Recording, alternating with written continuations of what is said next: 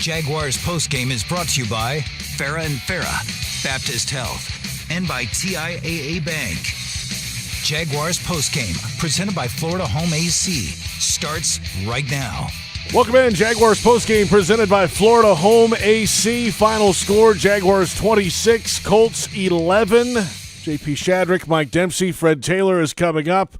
We'll have the first word with interim head coach Darrell Bevell after the game.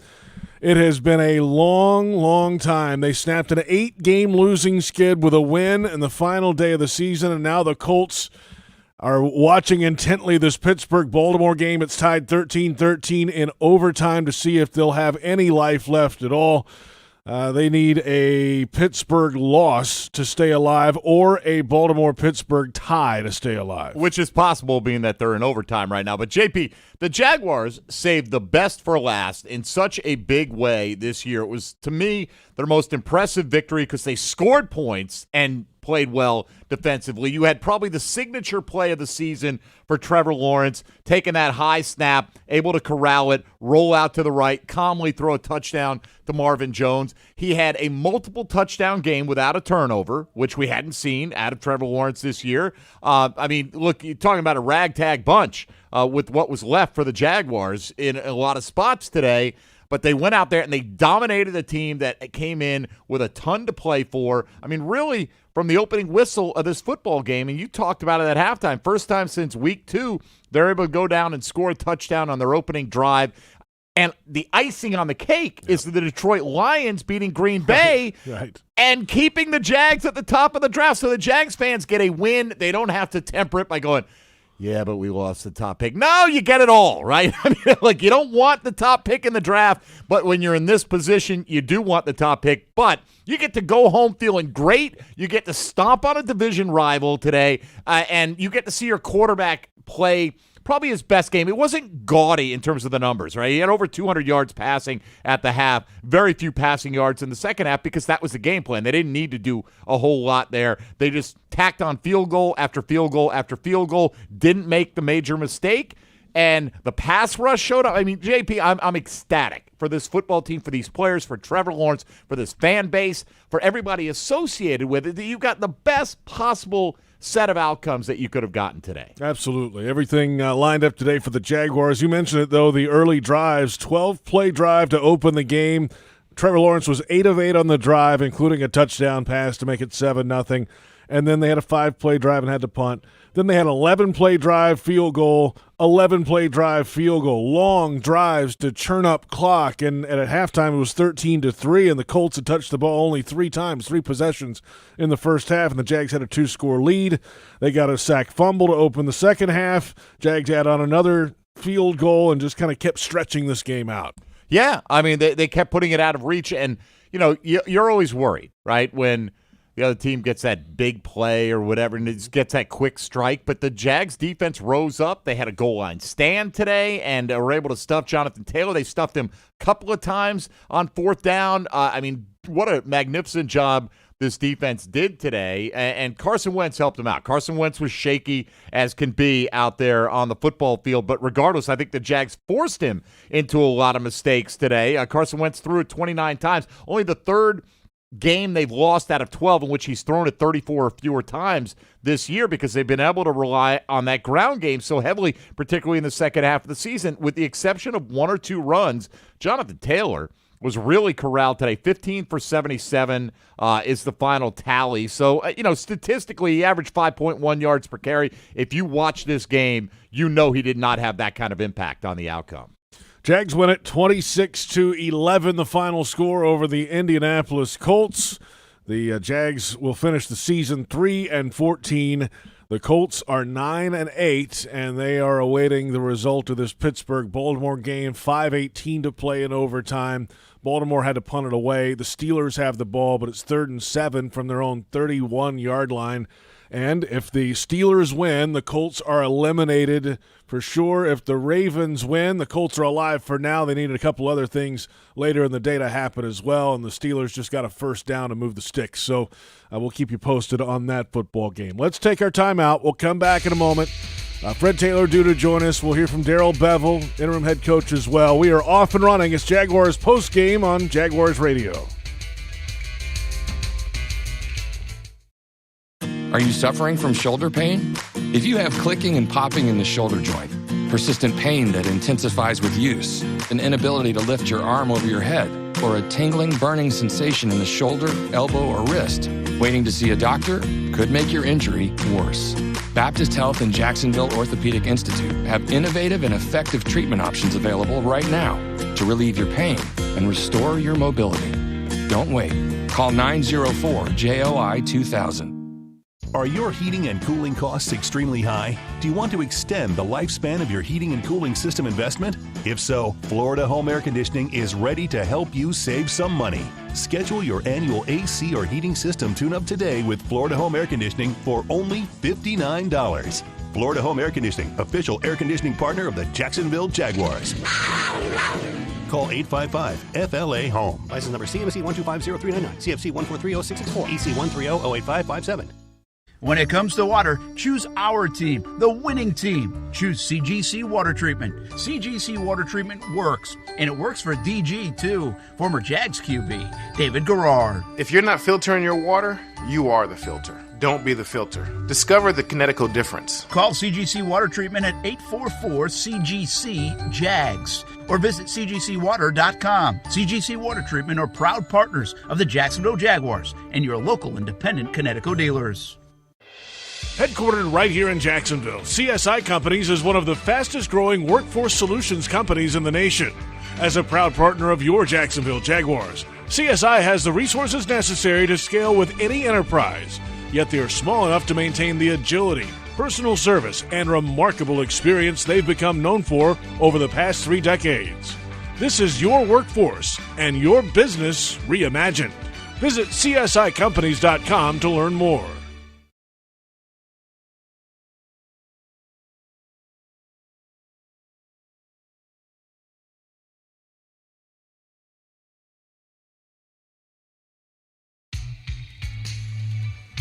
Welcome back. Jaguars postgame presented by Florida Home AC. Final score, Jaguars 26, Colts 11. JP Shadrick, Mike Dempsey, and pride of the Jaguars running back Fred Taylor joining us now here in studio. How about that one? How about it? Let's go, Jaguars. Man, we talked about motivation. Yes, the guys, did. They stepped up. Whatever they did this week, let's do it again for at least 12 weeks next year. How about that? It looked like a totally different team today. Yeah.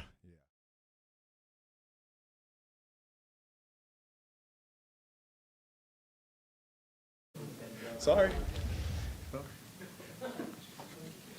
Oh, it's switch over? Okay, just get another one. Just get another one. All right. I'm ready. Hey, DeJuan, how good does it feel to get a win today? Feels great. Feels good to end on like a high note. You know, after all this turmoil that we didn't went through throughout the whole season, a lot of distractions, a lot of things. It's good to just get back in, you know, and really just get that W. So it feels great. DeJuan, as this game wore on, did you get any kind of a sense, because of all the harassment that you had done with Wentz all day, that he was starting to get a little bit jittery in the pocket? Because he certainly seemed that way. Oh, yeah, we were in his face all day, and he was definitely feeling it from the batted pass to the first series all the way down to the Goss's getting the sack in the fourth quarter. I mean, he was battered the whole time. We felt it. We knew he threw a couple picks, so he was going to start holding it. So we just started teeing off, just pinning our ears back, and it worked out. DeJuan, was there anything different about this week that gave you, did you feel like a game like this was coming? This is clearly the most complete game you guys have played all year. Was there something different about this week, or the message different, anything else? It was just go out there and play at the end of the day. I mean, it's our last game, last opportunity, last time all of us going to be together. So, I mean, we just all just leaned on each other, and we're just like, we got nothing to lose, so we might as well just go out and win, So. What was the locker room like for you guys after the game? I mean, everyone was yelling. I'm still tired from it, as you can see. I'm trying to just get some Gatorade in. But, yeah, we celebrated a lot. They're still in there dancing right now. And then the $250,000 bonus, did you know going into the day that was on the line? Oh, yeah, I definitely did. Me and my wife, she told me don't come home if I don't get the sack. So I got him coming home. How many diapers will that buy? You said what? How many diapers will that buy? Life supply. DeJuan, can you just speak on the momentum that this gives you and the team moving forward, despite ending with 3 wins, just what it means to you to leave the way that you're leaving this season? We're ending on a high note and something to look forward to, in the offseason, just like thinking back, like, okay, yeah, we ended on a high note, we ended on a W. Let's just build on that. Let's build onto that, and let's just keep it going. I mean, a lot of the guys that's coming back, a lot of the guys that signed contracts in the last couple of years is coming back, so we just got to keep that same mindset. Just come out there and don't worry about nothing. Just go out there and play. So. DeJuan, for you, being on the COVID list, some of the struggles you guys faced this last week, how do you prepare for a game with only half of you in the building and then to turn out a performance like this? Like, how does that happen?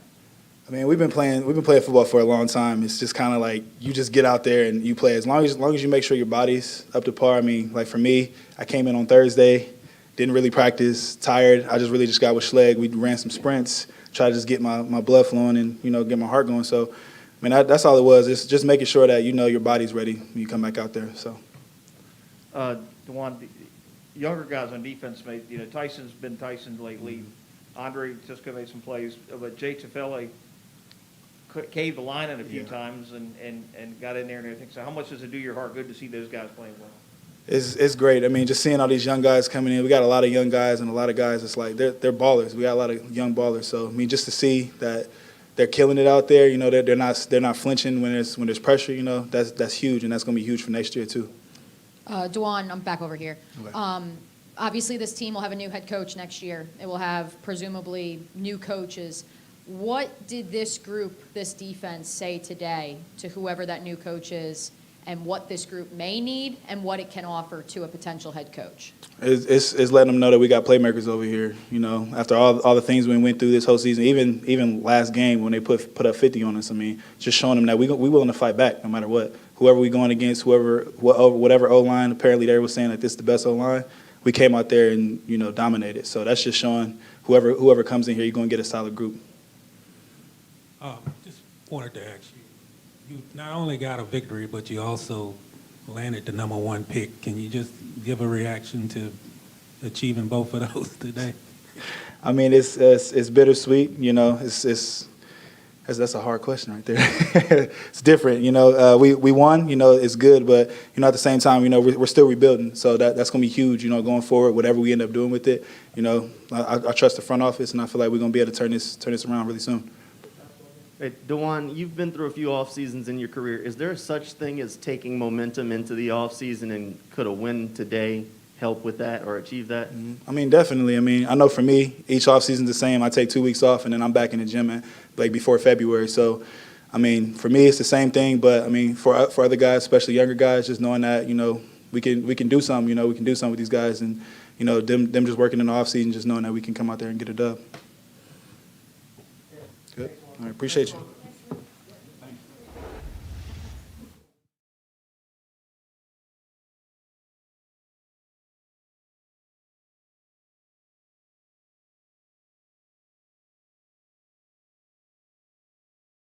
If that one amazing golf shot you hit at the end of a terrible round, you want to play more, right? Yes, absolutely. Well, congrats. Yeah, man. we talked a lot about it. Just being able to go out in the right way and send ourselves out. None of us ever know if this is the last time we'll be able to suit up for this game, and we wanted to show that today, and I think they responded well. Hey man, I want to say hell of a finish. Congrats to you. Congrats to the guys. Keep it going. Appreciate it. Thank you. Thanks, Coach. That's Darrell Bevell, interim head coach for the Jacksonville Jaguars, joining us after a Jaguars win over the Indianapolis Colts 26-11. We're back with more Jaguars Game Day Radio brought to you by VyStar Credit Union. Do good, bank better. The Jags were much better today, 26-11 over the Colts. And this is Jaguars Postgame on the Jaguars Radio Network.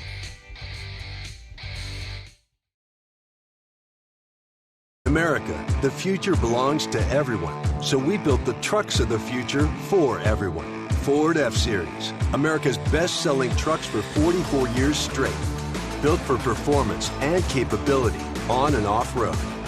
Because the trucks of the future aren't built for a few. They're built for America. Ford F-Series. Drive one today. Based on 1977 to 2020 calendar year total sales.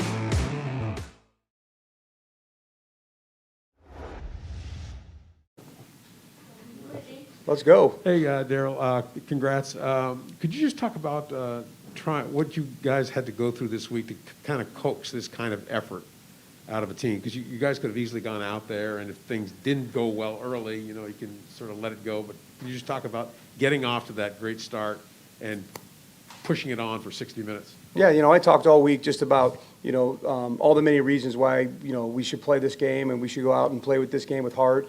One is that we all love this game, and you think back to all the training that you go through in the offseason to be able to get to this point, and you get 17 opportunities to play a game. And, so that's one good reason to go out. Everybody is, I've told you many times in here, we're all being evaluated by what we're putting on tape. You want to be able to go put your best opportunity and best self on tape. We're playing a divisional opponent that had a chance to get in the playoffs. We want to be able to knock them out and have a sweet taste for us and a rough taste for them. And I thought the guys responded. I told them today, right just a few minutes ago, that I was inspired. It's an inspiring game to see guys go out and play as hard as they did, with as much heart, with as much spirit, with as much passion, and it really showed. And I couldn't be happier for all those guys. Bev, back here. Looks like one of the more comfortable games for Trevor in the pocket throughout the course of this one. Why did things click today? Yeah, we did a good job of getting off to a good start. One of the things that we've done early in the year was, there's a lot of 10-0, 17-0, getting behind. So we were able to stay in the game, a good mix of run and pass. They protected well. We did a good job protecting him. Really cool for him to make a play. Ball snapped over his head. They got pressure coming off the edge. Just stayed calm, got the ball, rolled out, threw a nice ball to Marv. Marv gets his feet in. Kind of shows hopefully what the future can hold for Trevor. Really happy for him because he really did stay dialed in this whole season. Tough season for everybody involved, but the way he did and the way everybody responded today, I couldn't be happier. Hey, Coach, you kind of mentioned how it's been a little bit of a rough season for Trevor and the entire team. How important can getting a win to close out the year be for some of the younger players like Trevor Lawrence going into the offseason as they put in that work to get ready for next year? Yeah, if you walk down the hallway, I think you can hear it. The guys were ecstatic. They're all excited. They could go play a few more games. They just because of what happened today. And anytime you win, anytime you play well, it gives you extra confidence, gives you that boost. We just were never able to kind of get that momentum going this year. But again, they just hats off to those guys today for the effort, for the passion, for everything that they showed and how hard they played against a really good football team. Had a chance to get in the playoffs. Yeah, Coach, pretty nice connection today, especially early between Trevor and Marvin. That's kind of the combination you guys have been envisioned, I guess, when you signed Marvin. But was that just stuff open to Marvin? If it hadn't been Trevor, would have gone elsewhere with the ball? Yeah, we did want to target Marv. Wanted to get him, some opportunities. When you get, with my experience with him, when you get him going early in the game, then he can get hot. But all of it goes hand in hand. You got to have the protection. The guys were protecting well. Even the play that hit Marv down the middle of the field for a big gain. Protection was really solid. He's able to kind of get off his read and come back to Marv and make a great play to him. So it was all working together. And again, the guys just played inspired today. Hey, Daryl, when you have a situation with Marvin needing 4 catches to get a big bonus, do you guys think about that? Do you guys go, hey, look, let's try and get him this. Defense can dictate against it, but today it worked out well, and we were able to get him those shots. I think he ended up with 7. Coach, looking at the unique situation, of being an interim head coach, just what you've taken away from yourself and the task that's been asked of you and how you've seen the rest of the coaching staff respond to end out the season. Yeah, again, I'm probably using the word proud too much, but, I was just really proud of all the guys involved in this. Very difficult year. A lot of different, different circumstances, and for these guys to be able to stay locked in, and I think it showed today how important it was, how locked in they were. Offense put a great game plan together. Shadi and the staff, Joe and the defensive staff put a great plan together, and it all worked well. And the defense was able to get turnovers. We were able to knock out the run. Offense was able to run the football, throw passes and get completions, get touchdowns, and really just did a great job of staying in and finishing all the way to the end. And now we'll see what happens. Coach, when you talk about obviously playing 17 games, everybody has a chance to put film on tape. The guy that stood out to me today was Rykel Armstead. these 17 games are for guys like him that are looking. He was drafted just a few years ago. You got him back, and today he looked pretty good in my eyes. Yeah, there were some guys that later in this year have been able to get opportunities. Whether it's Cisco, whether it's Armstead. We've had Sargent up today to play. Walker Little got a lot of time in there as well. It's always a great thing to see these young guys being able to step up. Jordan Smith was out there, and to see them get opportunities, and then to be able to make the most of those opportunities is really gratifying as a coach, and I'm happy for him.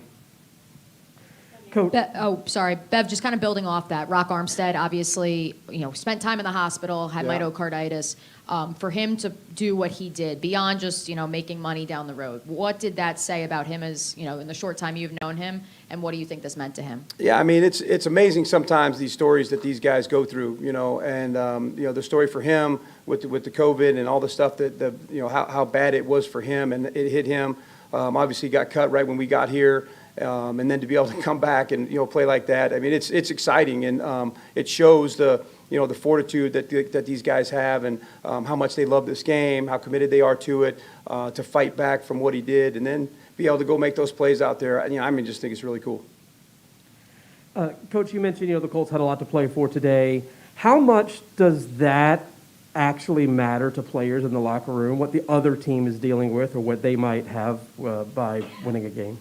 We'll use anything we can. We were playing a divisional opponent that had a chance to go in the playoffs, and I think that's enough. But there's so much other. I can't even talk enough about how much these guys work, how hard it is, and all the time that they put in, and the time that people don't see. They see this out here on the field, the 17 games that they get to play, but all the hard work that they put in, really almost year round nowadays, to get themselves out there. And it's just. That's something to play for, and I think it just showed today. Like, you walk down the hall, go listen to what's going on in that locker room, you'll see that it was important to them. Steelers won today, so do you have a lot of friends in the Pittsburgh area, or do you expect to have a lot going forward? To be honest with you, I don't even know what the scenario is. So did that help them? So they're in unless there's a tie tonight. Okay. So the Colts are officially eliminated. Okay, great. So that's what we were trying to do today. Yes. And actually, I haven't talked to him, but Mike Tomlin and I, we were offensive coordinator, defensive coordinator at Minnesota together, so congrats to him. Coach, can you just speak to Andre Cisco and just what he's meant to the team here as a rookie this season? Yeah, it's cool to be able to get him in at the end of the year, and to be able, he's also another one of those guys that has fought back, right? He came to us with an injury on his knee, was kind of just able to work himself back in. And he's just did a nice job, and I think he's got a bright future for us. Thank you. All right, thank you.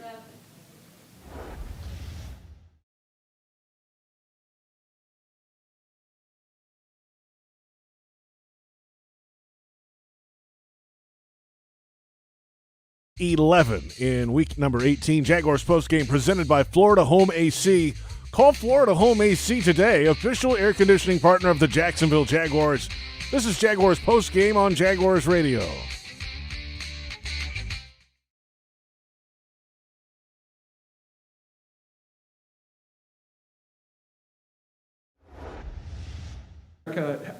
How was that to close out the season with the victory, and just talk about that defensive performance today? Oh man, it was huge. The main message going into the week was leave no doubt.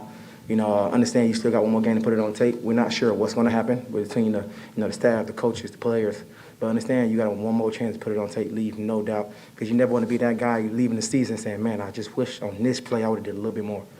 You don't want to go into the offseason like that. It will hunt you forever. So, I'm glad everybody got a chance to buy into it, and then the defense showed out amazing. Career high with the 6 sacks. That's amazing. And, I got to give some more credit to the guys in the back end for, holding it off. Rush and cover work together. Coach Joe always said that, and it showed today. I got to give it up to him for making the calls he made, because everything that he called made sense and it worked. And I love that. I love that. We played great. Hey, Shaq, you've talked a lot this year about these young players getting used to that winning feeling. How important is it, and could it be, for them to finish the season with a win and go into the offseason with that the last game that they remember until next year? It's huge, because that's the momentum that we need. Understand that we can be that team that can go so far. And knocking a team off that had a chance to have a playoff berth, that's huge. It wasn't not a slack-off team that we played against, and to get that W in this critical situation, even for them, going to the offseason with that momentum, I know I'm going to make sure they train the heck out of them, this offseason. I'm staying here, around right here in Jacksonville, hoping guys come back. Said we can train right there in my backyard. I don't care. But my main thing is I want these guys to build off that. I want to be so much better than I was this year, and I hope those guys feel the same way. And I'm gonna continue to push them even when we out of season. So that's my goal. So I'm gonna continue to stay on the young guys and make sure we come back right. Hey, Shaq. So the situation here now, you had a unique opportunity to kind of observe Trevor, and you practice against him regularly. Tell us how proud you would be of him and his progression from week 1 to now. Like, how good is his metamorphosis into the quarterback he is at this point? Oh, man, it was huge just to see the maturity level. Understand that Trevor is a guy who had to go through a lot of situations on his team as well. We had a lot of ups and downs. There's so many different scenarios we had to overcome. And Trevor being the head man and making sure everybody stayed on track, on right. At that age, that shows so much maturity. And understand he played his ball. He looks comfortable. He played his game. And that was amazing to see that because you see himself to get comfortable, and that was amazing to be able to see this from, game 1 all the way until now and the end of the season the way he did, with a win. I know I can only imagine what he's ready to accomplish going into next year. And this team, especially me, I'm behind him 110%. And I actually told him, I'm wherever you at, man, you call me. I'm gonna come see you. We're gonna be working because I told him I want to make sure I catch every single football that come to me next year. So I'm gonna be training with him, getting with the receivers, whatever it takes to get this team closer now. Now that I'm here, we're gonna make it happen. So I'm proud of that guy. And I know he's gonna do some huge things for this team, and I'm with him 110%. Shaq, you kind of alluded to it at the top. Obviously, you personally were fighting COVID. Several of these guys were, even if I know it's, this new variant isn't as severe. Health-wise, fitness-wise, what sort of obstacles did that present for you guys? Did you have to have guys rotating in and out? Was it a little bit tougher than normal? Oh, yeah. It was huge for us because I understand even when I came back, off that COVID list, I couldn't practice the first day to make sure, my breathing and everything. So, it came with a lot. So a lot of people had to step up, step in and be ready. We had a lot of people rotating today on defense, but, man, we made it work. Everybody bought in. We ain't had nobody make an excuse like, oh, man, we missing this guy or this guy can't play. We all adapted to it. And we made it work for this defense. This team, we took a huge L with the COVID stuff, but like I said, we found a way to make it work. Instead of making excuses about it, we made sure it worked for us, and it did. So I'm proud of those guys for that. And you also alluded to it, those guys on the back end. Andre Cisco, DT, what'd you think of them? Huge, man. I've been telling them guys for a long time, man, the situation, your opportunity is going to come. Just make sure you make the best of it, and them guys play hard. I can hear in their voice during the week the plays they said they was going to make, and, man, those guys stepped up in huge ways for this defense, and that's going to show a lot, going into their future. I'm rooting for them guys no matter what, and they're going to do huge things for this team, and I'm excited for those guys, and they did amazing because it's not easy stepping up for, some guys to fill in some shoes, and they did that very well. Shaq, just what you can say it means to you going through the adversity of this season, just what it means to be a Jaguar stepping forward, and what the community of Duval has meant to you to be behind you and to hear them cheering for you at the end of a game like this. Man, it was huge. Understand, one, being a part of this organization and changed my life. Understand that part. And I want to do so much so early for this organization, and I feel like I didn't get that done, but understand the love that I have for, what they have done for me, I want to give more. So you hear me saying I'm going to make sure I get around, Trevor. I'm going to get around the defense, whatever I got to do all season to make sure we get this tight bond. So when we start, we're ahead of the curve. And, I'm willing to do that because I love this city so much because of what it already gave me. And I'm willing to do whatever it takes to get this team back and this organization back to where we need to be. So to get this win with this momentum going into next year, I hope everybody feel the same way of how can I get better? What can I do to do more? Because I don't want the season to happen again, and we got to get this flipped around. And I hope everybody feel the same way. And that's why it was so great to have this win, to go in the offseason with this momentum, knowing that we can do and take over whatever we decide that we want to. So I'm excited for it. We got time for one more. Shaq, I was to ask you, this past week has obviously been rough, starting with the Patriots game, and then the social media, everybody shows up as clowns or whatever. And I'm kind of two questions. Did you see any of those multicolored hairs in the stands while you were out there today? And I mean, how offended were you guys going in? It was like a chip on the shoulder, wasn't it? Oh yeah, but I don't really get into all the social media or the clown suits and stuff. I think I seen someone snatch one off after we got a turnover, so I don't know if he was trying to hide that he had the clown suit on. I don't know, but I don't get into all that. When I go and play, I play for the true fans, and the true fans know who they are. The ones who don't have to put on those suits, the ones who gonna be riding who gonna ride or die for this team no matter what, no matter the outcome. And those are the guys who I go and fight for. Those are the ones who I know supporting. So, everything else outside of that doesn't matter. I care about this team too much for me to be worrying about outside noise. So, yeah. Shaq, real quick, I have some fans tweeting at me asking about the Boombox Celebration. Oh. Can you elaborate? I don't know what that is. Are you allowed? Usually after a win, I have the boom box. You know what? Maybe after this interview, I'm going to go ahead and run the locker room. I found that boom box and a couple players, and I'm going to go ahead and turn up a little bit. Put that out there so everybody can see. Because they is right. I got to get my boom box. All right, guys. Appreciate you.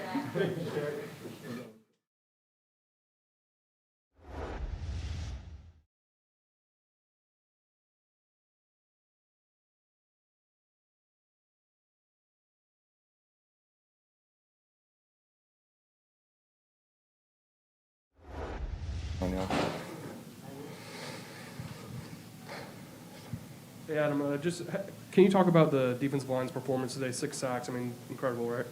Yeah, I mean, that's what we're built here to do.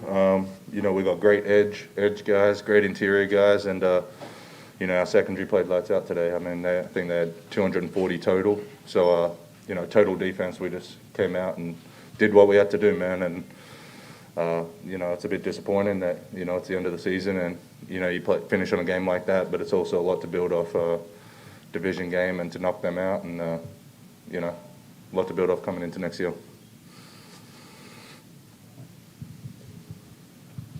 Hey, Adam, Shaq kind of talked about momentum. You talked about being able to build off this game. How much carryover is there really from a win like this to wrap up a season going into the offseason all the way to next year? Is there much that carries over? Yeah, 100%. Not just for the guys staying here, but for guys moving on. It's always nice to finish with a good taste in your mouth, on the end of the game. But huge carryover. You look at their record and what they did this year, and then to know going into the off season that, if we can do that, hey, we're right in that division hunt. We can, in my eyes, we can win our division.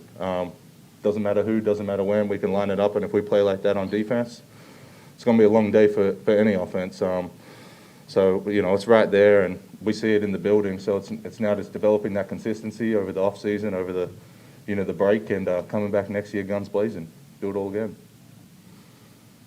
Adam, what's it like in the locker room right here?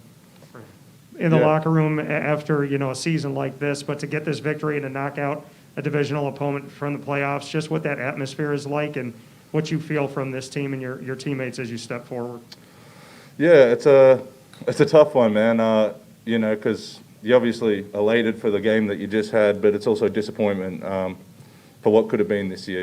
If we just executed a bit better in some situations throughout the season, it's unknown what's got to do. So I hope everyone goes back, looks at the missed opportunities from this year, learns from it, and we can get better as a group. The guys coming back, put all the chips in again, get together this off season, start developing, and come back knowing that we can roll with the top dogs in our division and in the league. We took out Buffalo this year. We took out Indy this year, two of the high-powered offenses around the league. And, it just shows that when we're on fire, man, we can beat anyone. So, that's something to hold our hats on and go into the offseason and continue working. Across the board, it's right there. So, it's right there to grasp. We just got to go get it. Adam, two-parter. Number one, I know that you trained in the offseason with Smoot, with Josh. What did it mean to see those two guys do what they did and end their season the way they did, and what is your relationship like? And then secondly, did you know about Smoot needing one more sack to hit that bonus? You didn't? I didn't. If I knew, I would have done everything for him, man. Smoot's one of my homies, and just to train with those guys this offseason, they really developed me as a player. Just took my game to a next level. I mean, those guys have been dominant since they've come in the league.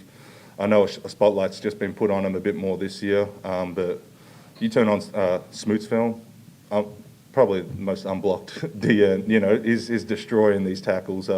Josh is a whole nother level as well. So just to be able to work with them this offseason was huge coming into this year. I think building that chemistry in the offseason is big, and just to see them develop and have a hell of a year, both of them, it's just been awesome. And hats off to our coaching staff, Tosh Lupoy, Sterling Lucas, Zach Orr.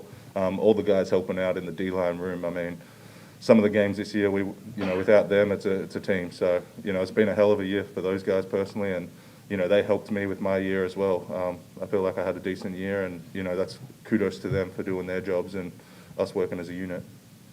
Adam, the offense got the ball first and scored a touchdown for the first time since the Denver game. In addition to whatever that does for the offense's confidence, what does it do for you guys to run on the field the first time in the game, knowing that you're not playing from behind, that the other guys are? Yeah, I mean, it's always nice to know that the offense goes down there and scores and gets points. But a lot of the time it's, regardless of what they do, we got to go play defense. Obviously, it's a bit different. The coordinators can call the game differently when, the score swayed the other direction. But, to start out and just see the offense come out and do what they did and march the ball down the field like that, it's demoralizing for their team. Their offense probably wasn't expecting it, so then their offense come out starting a little slow, and we come out on fire. We got all the momentum, and we got to keep it. So super proud of the offense. They've had an up and down year, a bit tough in some situations, but they came out and got the job done today. So again, to them, it shows that they can do it too, right in the division. So if we can fire on cylinders like this, no reason we can't win this division. Thank you all. Thank you. Appreciate you all. Thank you.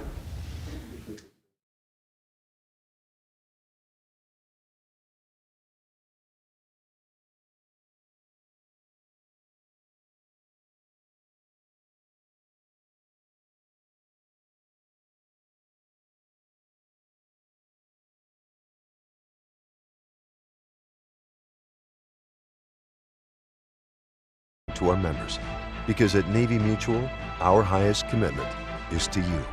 Visit NavyMutual.org. Navy Mutual, ensuring those who serve.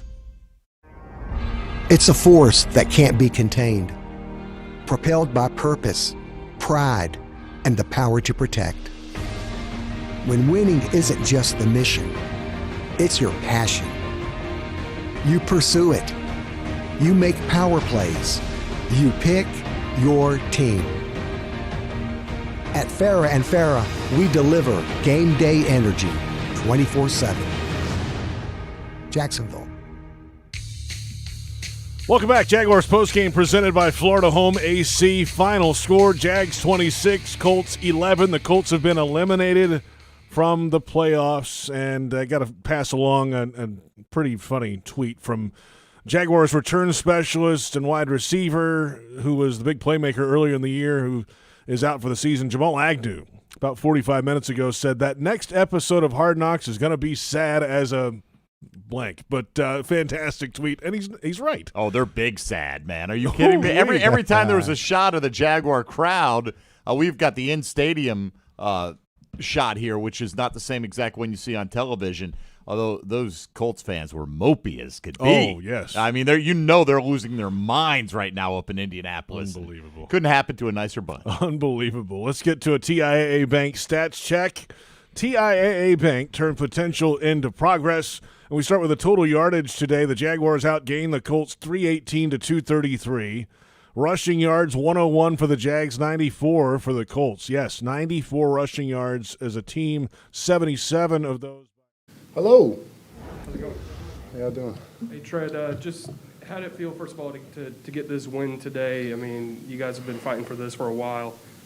It felt great. The locker room still rocking right now. So we just enjoying it together. We know this is our last one of the year, and, everybody's going to go in the offseason and try to get better. But we're enjoying it. We're going to enjoy tonight, and see each other in the morning, probably still be enjoying it. So it's just fun. It was fun. How did it feel for you just to connect with Trevor on that touchdown? It was great. First one of the year. Worked hard all year for it. Came at the right time in the game. Great play call. It was overall great execution, great ball. I was super excited. Excited to get a ball to my son this afternoon.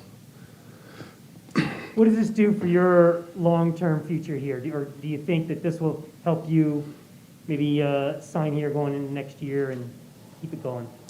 Well, I think every game that I played in helped that case. I want to be here. I enjoy playing here. I enjoy the opportunities that I got here, and so I enjoy growing with Trevor. And if I'm here, we can go into the off season with momentum, and we can come back and do something special here next year. So, it's been in the air a lot in the locker room. We talk a lot about it, but, that decision is up to, the owners and the staff that's going to come in. And, from my perspective, I want to be here. Hey, Trent, what does off-season momentum really, how does it really carry over? Does it carry all the way to training camp, or does it just give you some motivation to work a little bit harder during those workouts? For me, in my situation, previous years, just not having a destination or offensive scheme, to game plan for, it played a huge role because I was just training. It's kind of like the quote Devontae Adams said this past week. You go in the off season, you do a lot of drills, and he goes and train on football. And to my point, if I have a quarterback that I know I'm going to be working with in the offensive scheme that I know I'm going to be in, we can go and work on these time and throws and all these different variables that's going to play a huge factor when it comes to training camp, OTAs, and then we can kind of progress faster throughout those times with the coaches and go into the season with great chemistry and timing. What can you attribute to that comfort level with Trevor Lawrence over these last few weeks, and what do you think about him as a leader stepping forward? I just contributed to the work that we put in training camp. We were clicking in training camp. He was finding me in training camp. I was making a lot of plays. Unfortunately that stopped because I was cut, and then I was brought back, and then we picked back up on it just due to the fact that we were familiar with each other. We made plays early on in the season, and that first catch versus the Colts, my first start, it just kind of sparked it back up and just allowed him to know that he can still come to me. I'm still valuable. I'm still here. I'm still present, and I'm still going to work to get open for him. At what point during the week did Marvin Jones come to you or tell you guys, I need 4 for $500,000? Marv never said anything. It was something that we seen, and I think one of the guys put it in a group chat. We support each other wholeheartedly. So I was telling Marv all game, hey, 7 more, 6 more, 5 more, and whatever the number he was on. And I was just gassing him and gassing Trevor. Like we want to see guys succeed. We want to see guys reach those incentives and go out and take care of their families on and off the field. And we go out and that's what we play for. We play to get stats and to score touchdowns and do all these great things. So. It was exciting to see him get one of the incentives, get the 4 catches. So, wish we could have got to 14, but we fell short. But he definitely is funding the end of season dinner for you guys, right? We gotta get the rookies, man. We gotta get the rookies still. We let them off the hook. We threw a dinner for them. We let them off the hook with something light, But we definitely got to get the rookies for that.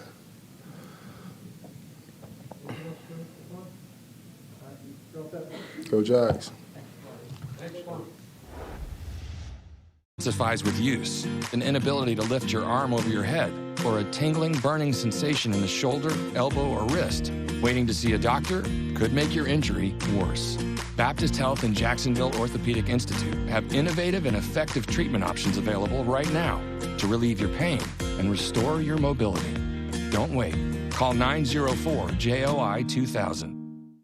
Hey Jaguars fans, tired of being late to the game because you're still stuck in traffic or circling the block looking for a place to park? Next time, join thousands of other Jags fans who already know the smart way to get to the stadium is on the JTA Game Day Express. Express shuttles run from 5 convenient locations, including the newest location at FSCJ downtown. Tickets start at just $8 and are available exclusively on the MyJTA mobile app. The JTA Game Day Express. It's like winning before the game even starts. In America, the future belongs to everyone. So we built the trucks of the future for everyone. Ford F-Series, America's best-selling trucks for 44 years straight. Built for performance and capability on and off-road. Because the trucks of the future aren't built for a few. They're built for America. Ford F-Series. Drive one today. Based on 1977 to 2020 calendar year total sales. At most sandwich places, asking for more of something is just part of the drill. But what if you never had to ask for more? What if more was just a given? At Daly's, more is what our sandwiches are built on. More meat, more cheese, more veggies, more quality, more taste. All for a price that's anything but more. Sandwiches from Dash, made fresh, Dailies.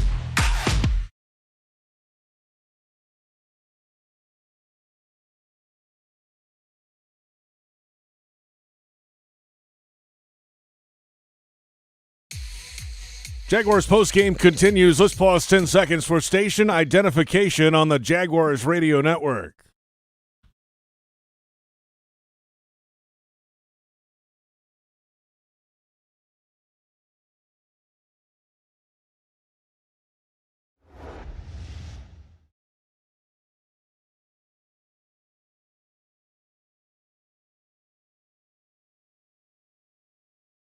Once you're up by that much, you can start to run the ball, so it's all good. Anyone have a question? So 80 would have been a million. every 10 goes up 5. So, okay, I got you. It caps out at 90 Mike, go ahead. and 1,000.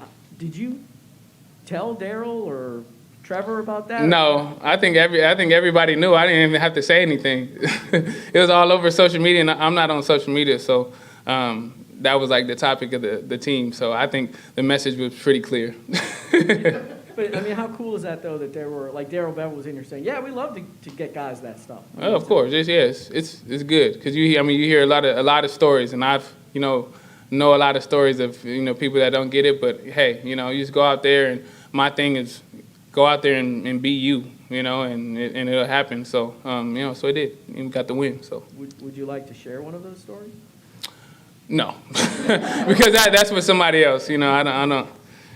Marv, this looked to be one of the most comfortable games for Trevor in the pocket, reading the offense, executing for all of you guys. Why was today the day that everything clicked? Obviously, we had a great game plan, and he's been looking great all week, and confident and comfortable. He told me once he got off from warming up, he was like, "Oh yeah, you better be running because I'm about to sling it." And I was like, "Oh yeah, you better sling it because I'm gonna be running." So he felt great, and I think it was just everybody was just comfortable and confident and let loose. Just nothing matters but us just going out there and having fun. It's bittersweet because it was the last game. So I think going forward, everybody just play free. Play with no worries and do your job and be confident in the game plan and in your abilities. So I think everybody did that today, and it showed out there. I know it's not necessarily the day since we're fresh off the game, and I don't know if we're talking to you tomorrow, you specifically or not, but when you look back at you guys going up to Clemson, throwing with Trevor, everything you have been through the last 4 months, what did today mean to you? It meant a lot, and like I said in an interview, a couple of days ago, you always want that good taste in your mouth at the end of the season. We've been through a hell of a lot, as a team, mentally, and so just to come out here and put on a display like that, just like I said, it's bittersweet. Like everybody's jumping around, and then they're like, "Damn, like we could have been doing this." Oh, see, I'm about to. We could have been doing this the whole time. So you kind of get that little feeling. But hey, it's just great to go out like this. Great to see a smile on everybody's faces, and great to look towards the future, whatever that is, with whoever's in the locker room. So. Hey, Marvin, some of the guys have been throwing around the word momentum heading into the offseason. What does offseason momentum really look like? What does it do for a player as they prepare for next year? It does a lot because, quite honestly, you don't play football for another, 17 weeks until you start getting back in here and competing and stuff like that. Momentum, it means a lot to a player, especially a young player. When you, we had young guys out there. DT, Cisco, everybody. They were out there, and they did a fantastic job. So, for them, this is the last thing that's on their mind. So when they're on their off season, they're going to think, how good they played and how great their potential is, and it gives you that edge coming into the next season. So momentum is everything, and vice versa. If you don't have that momentum now, you're sitting there. Thinking of, oh, I should have did this, I should have did this. Oh, we could have did this, and you're like, dang, I can't wait to just go back and erase this, from our head. So it's important for, players, coaches, everybody. So. Marvin, dealing with the coaching change and some of the drama off the field and whatnot, where did the leadership come from this season from inside the locker room? I think that was important.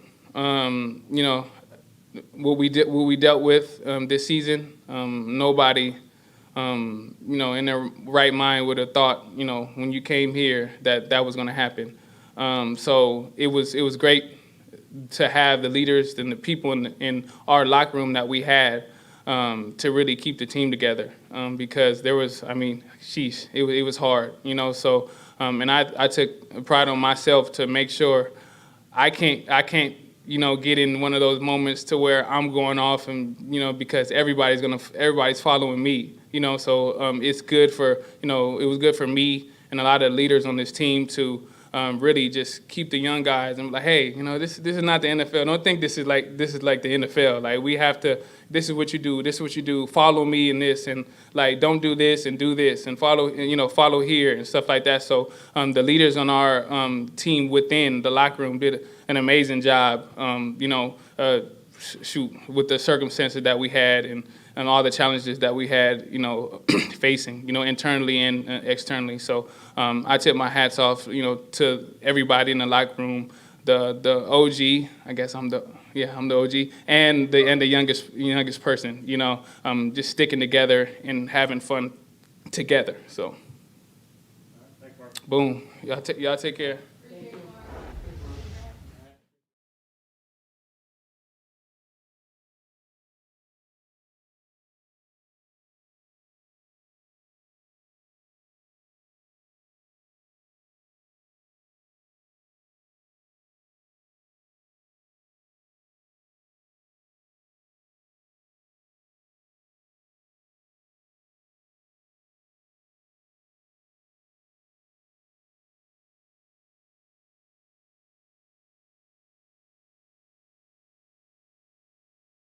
Settings. Brooks nurses serve as leaders, advocates, change agents, and care coordinators for their patients. They offer flexible schedules, career advancements and continuing education, competitive pay plus bonuses, shift premiums, and sign-on bonuses. Apply now at brooksrehab.org/nursecareers.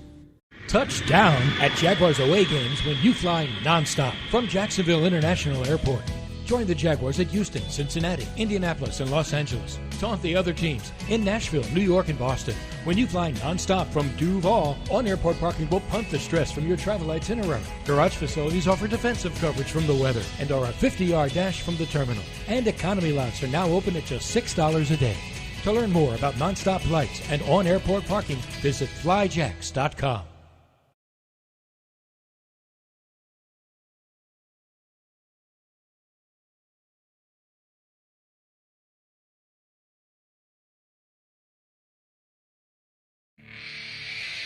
Jaguars postgame presented by Florida Home AC. Final score, Jags 26, Colts 11. JP Shadrick, Mike Dempsey, Fred Taylor.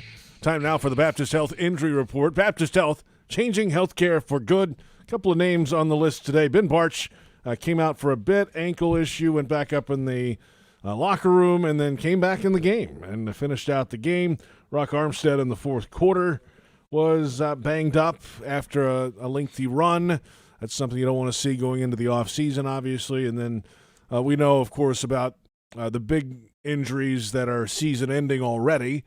That guys are going to have to try to rehab and get back and do it. There's a handful of those now, of course, with DJ Chark still doing it, Travis Etienne, just to name a couple, Rayshon Jenkins, of course, and there are many more on that list, obviously, Fred. But, that was the thing going into this game today. I mean, you don't want to get injured any time, but especially the last game, and, it changes everything about the offseason. Correct. And it's unfortunate that we lost those guys throughout whatever point in the season.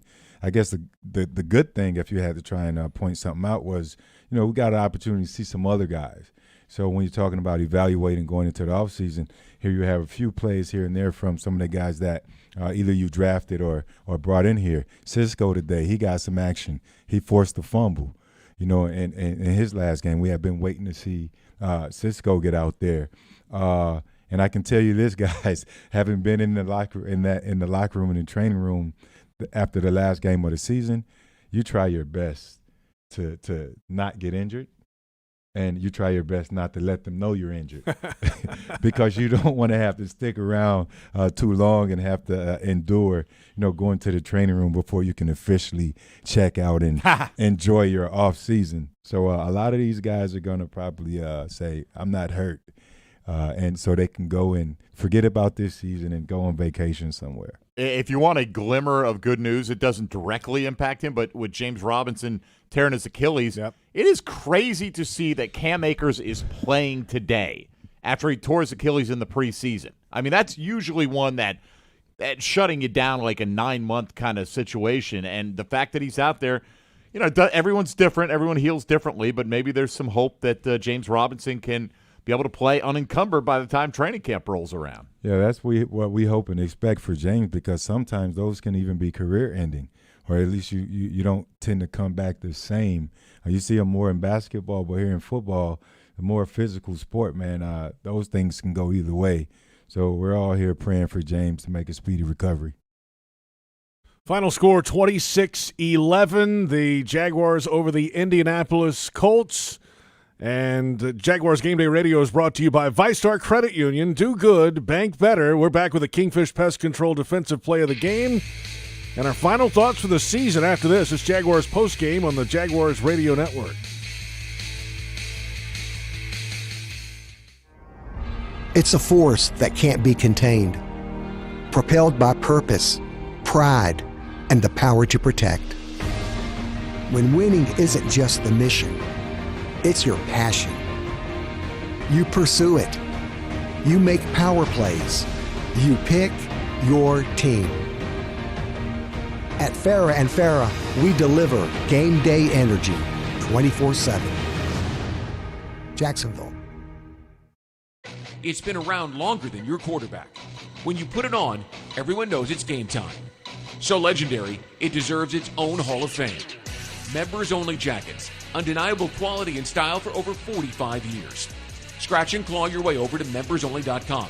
Get ready for football season with a jacket that can only be summed up in one word: iconic. Use discount code Jaguars at checkout for 35%.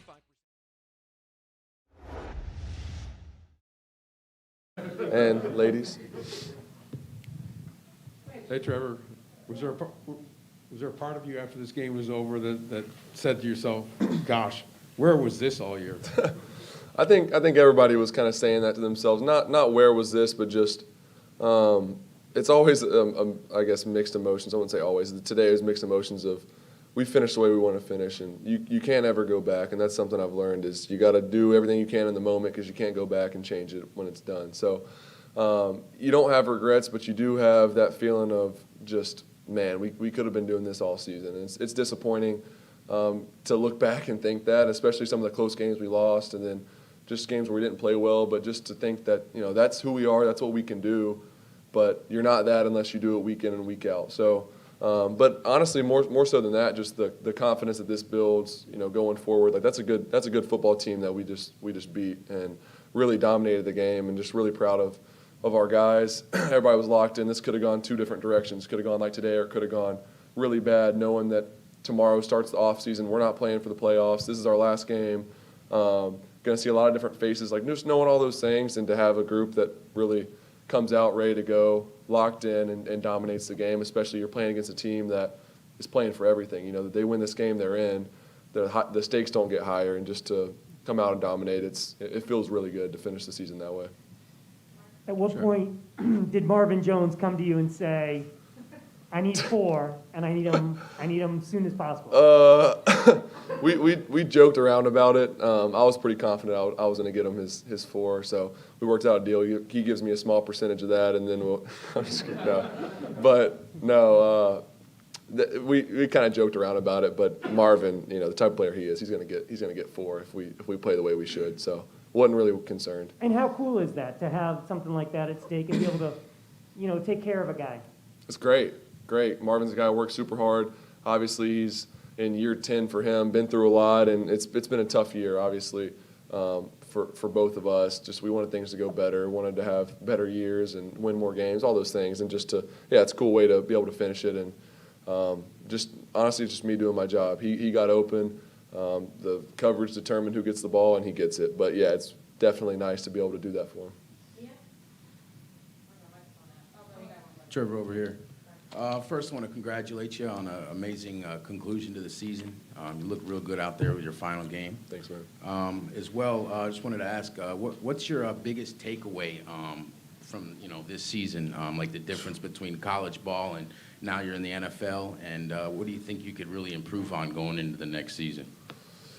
Oh man, that's kind of a tough question. It's a good question, but I don't know. I'd have to look back and really think about the biggest thing I've learned. I think just for me, learning how to really be resilient in tough times and to keep being the same person and to try to keep that confidence week in and week out. It's a 17-game season, and just because you have a bad first game or a bad seventh game, you still have so many games left, and you gotta come ready to play each week. And regardless of, we obviously we didn't win a lot of games this year, but there's so many games we could have won and we could have won, and we have enough talent, and every team has enough talent, and it's really about execution. It's about being ready, everybody be on the same page, and I think that's the biggest thing I've learned is college. It's more about talent. Obviously, towards the end of the season, you look at the national championship playoffs, all those talent is kind of equated, but here every game is pretty even.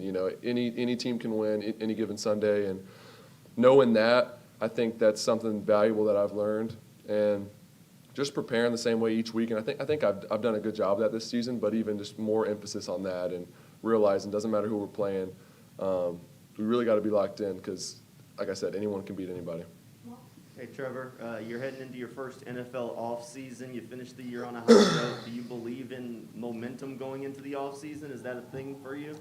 100%. I think this was a game where, one, you're playing for your pride to get another win on the season. Only had 2 wins, and obviously that wasn't the plan. So to play for that pride, to get another win for this group, and just to feel good. But then you look at it from an individual perspective.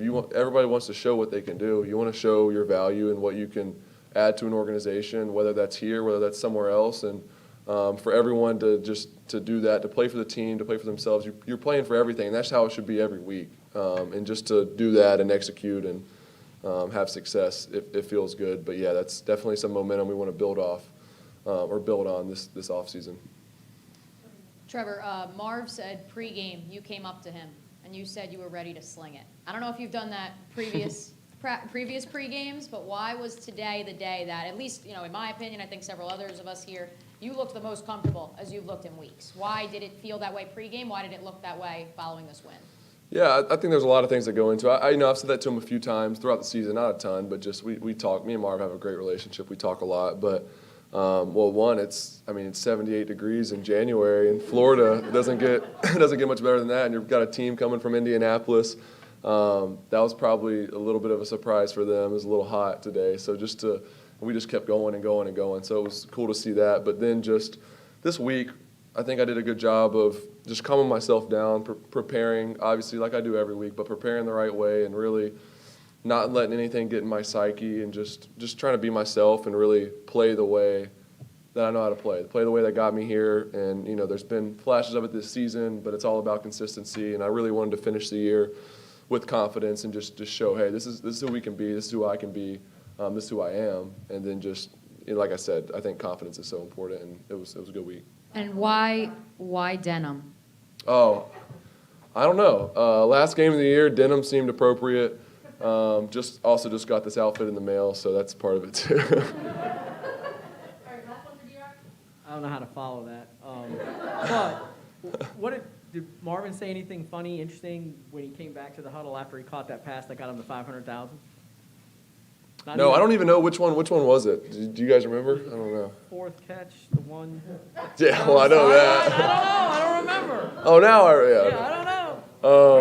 Well, they clearly I knew when we had 3 early, like boom, boom, like really quick. Right. So I was like, because that's in the back of my head. I'm not forcing anything. I'm not trying to, but like, okay, he gets 3 quick. It was out of my head. I'm like, he's gonna get it. I know he's gonna get it. And then I think I threw him like an 8-yard like stop route on the sideline on a naked. I think that was the play. I'll have to go back and watch. But so that was like an easy completion. We got it, and I was gonna say something to him, but he was doing something else. But Not even a thank you? He didn't even say thank you? what's up? He didn't even No, say we thank talked you? about it in the locker room. But no, it was cool. It was a good day. We good? Thank you all. It's been a long season, but appreciate you guys. Y'all been really good. So thank you all.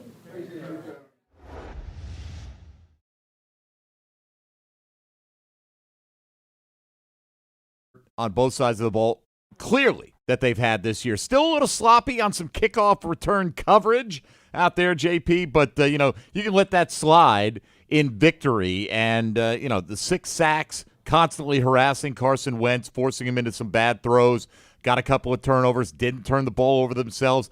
Trevor Lawrence showing you if he needed to, he probably could have thrown for 350, 400 yards today. I mean, they just basically parked that thing in the second half and said, we're just going to run it, tack on field goals. That was good enough. They kept extending the lead. And, he threw for over 200 in the first half with a couple of scores, so happy to see that. And could have been more, right? Could have been the Laviska Shenault one at the goal line. Could have been a touchdown there. Could have had a 3 TD day for Trevor Lawrence. But I think we'll take what we got. Sends him in with a good frame of mind into the offseason. Sends the entire team with a good frame of mind into the offseason. Like you said, the cherry on top is the Lions beating the Packers today. And thank you, Green Bay, for clinching the number 1 seed so you could bench Aaron Rodgers. I always call him Brett Favre. Bench Aaron Rodgers in the second half. But the Lions fought all day. They won, so the Jags get the double whammy. They win and retain the top pick in every round, and Jaguar fans get to feel good about their team for this afternoon and not carry a long losing streak into the offseason. This Jaguars locker room have been hearing it all season long, obviously, with everything going on. Urban Meyer fired, and then Darrell Bevell trying to rally the troops down the last month of the season, was unable to really do that. Some really bad losses the last couple of weeks, especially last week in New England. And going into the final week of the season with the fan base clamoring for a whole lot more on social media than they've been getting, well, they come out and perform one of their best outings of the season as a team. And I think that says a lot about what that group did in the locker room this week. Yeah, you looked at it last week and, people were saying, oh, they packed it in. And it's understandable when you get beat down by 40 like they did to a New England team that's not really explosive and they hung 50 on you. Yeah. But I think they sucked it up, and they could have easily said, JP, we're going to just go through the motions. We're going to get out of here, try not to get hurt. And but they didn't do that. They came out here with a goal, and you heard Adam Gotsis. He told you that it was a big deal to him to eliminate the Colts, or at least put them on the brink of elimination, and they have since been eliminated with Pittsburgh knocking off Baltimore in overtime. So, just the best day we've had, honestly, in terms of a game day since the Jags clinched the number 1 pick in this past year's draft, right? And we were all celebratory about that, like, hey, we knew Trevor Lawrence was coming to town.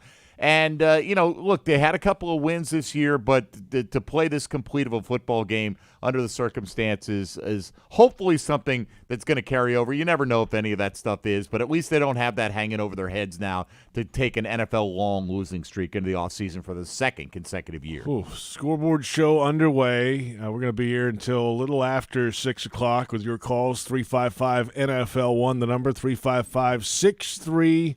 NFL Network analyst Bucky Brooks will join us here in just a moment. We'll get his thoughts on this game. We'll take your calls as well coming up for the next hour or so. A little less than an hour from now. The Jags win it in week number 18. We are off and running. This is the Scoreboard Show on Jaguars Radio.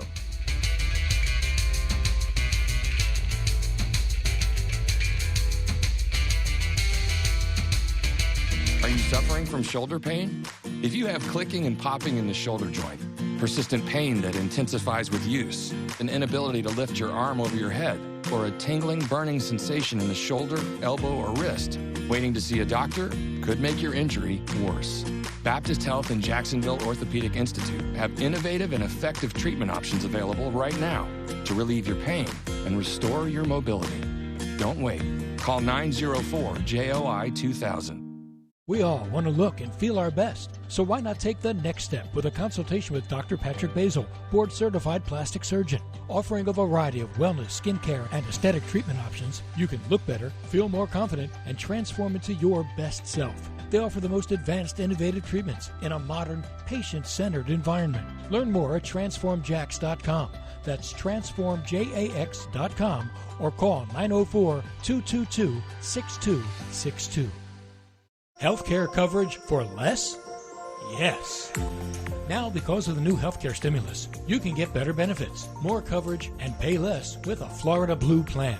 Claim your savings today. Visit floridablue.com/getcovered now. Policies have limitations and exclusions. If you already had health insurance in 2021, speak with an agent to find out how changing plans could impact your deductibles and out-of-pocket maximums. Florida Blue and Health Options Incorporated, DBA Florida Blue HMO, are independent licensees of the Blue Cross and Blue Shield Association. Jaguars fans, here's a great way to pay with pride wherever you go. Exclusively from Tiaa Bank, the Jacksonville Jaguars Visa debit card comes with a fierce look and fantastic features, along with the convenience to make purchases online or at millions of locations worldwide. And it's yours, free, when you open a Yield Pledge checking account. Order yours today. Visit TIAABank.com/JagsCard. TIAA Bank is a division of TIAA, FSB, member FDIC, and the official bank of the Jacksonville Jaguars. When it comes to LASIK, your eyes deserve the very best. And that's why more people choose Meta Custom Vision at Florida Eye Specialist. Just ask Andrea Michael. The surgery itself was a breeze. During the actual procedure, there were no surprises. I felt relaxed and confident in the doctor and staff. Traditionally, I am not a wildly emotional person, but the day after surgery, I was able to see beautifully. And I was noticing and seeing things that I had never even noticed before. The detail was just astounding to me. And I even teared up a little because it was just life-changing that this was my vision now. This is the way I could see without worrying about contacts, without worrying about glasses. I had perfect vision for the first time in over 25 years. And it was a really cool feeling. Meta Custom Vision at Florida Eye Specialist has the finest, most up-to-date LASIK equipment. Call today, 268-EYES. That's 268-EYES. Find out more at metalaser.com, the official eye care partner of the Jacksonville Jaguars.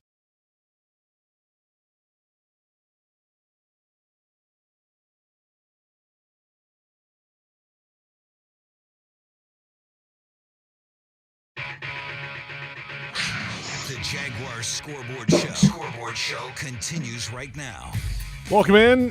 904-355-NFL1, the number, 355-6351, the Scoreboard Show. JP Shadrick, Mike Dempsey, NFL Network analyst Bucky Brooks joining us now from Los Angeles, California, and it all went perfectly today. Bucky, what's up?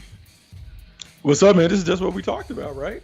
We talked about this is it. I'm going to say this performance for the last game of the year and look like the team that we hadn't seen all year. But no, it was great to see. And I think the big takeaway that you have is when a team was coming off a disappointing performance like we saw the previous week, the pride, the passion, the competitiveness that the Jaguars displayed speaks volumes about the players and the coaches in the building. It would have been easy for them just to kind of pack it up, take the ball and go home, wrap up the number one pick and not really compete against a Colts team that everybody expected to roll through. But I think these guys are resilient, and I think we've seen that even though the wins don't equate to the effort that the guys displayed all year. So I think it's a positive thing. I think it's something that can be built upon, and whoever takes over as the head coach, I think he will know that he has a core of players that really want to win. And then it's about getting those guys to play the right way. Yeah, Bucky, I don't know if this will do anything when they kick off the 2022 season next September, but does this feeling carry into OTAs and minicamp a little bit, right? You're not carrying that losing streak like you were last year. You know, you end on a high note. The defense played well. The offense played well. So you got contributions across the board. Does that give you a little bounce in your step when you reconvene in OTAs and minicamps? I think so, Dem. Just think about how we all feel. Like we ride it out with the team.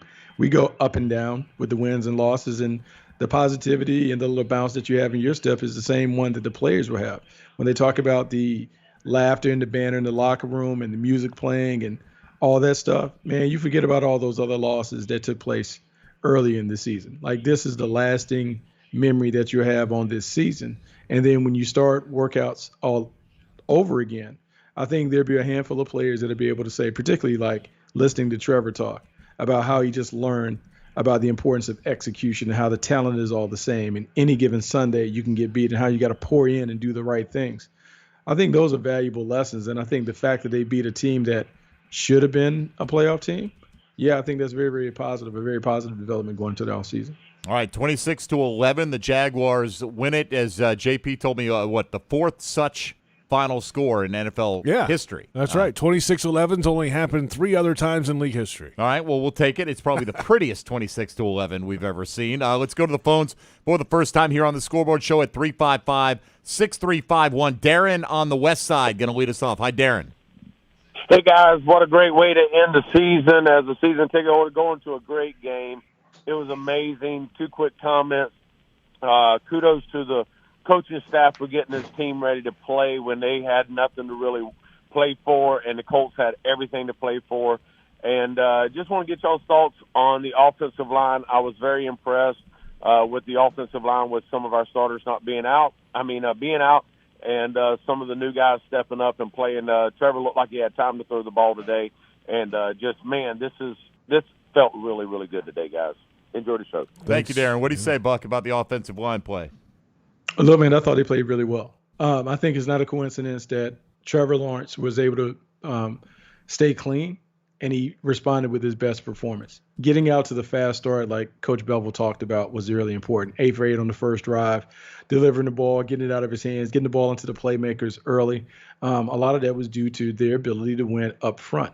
And I think the thing that was telling is you saw the frustration from the Colts defenders in terms of their inability to either get to Trevor, to stop the Jags, to do all of that stuff. And so in the pregame show, we talked about Trevor and how important it would be to see him the first game and then the last game, because this was a very static and kind of easy coverage to decipher. I think you've seen the progress, and I think a lot of that progress was due to the guys up front being able to give him more time and allow him to throw from a comfortable pocket. All right, Darren, thank you for the call to get us started. And our man Saqib, I'm imagining in a pretty good mood here on the Scoreboard Show. What's up, Saqib? What's up, boys? How are you guys? I am doing really good. I'm gonna say something to the Colts. I went to their Facebook page and I trolled every single one of them. It felt good. I know that sounds bad to everybody, but to all my Jaguar fans, this felt good. Hopefully we win next year.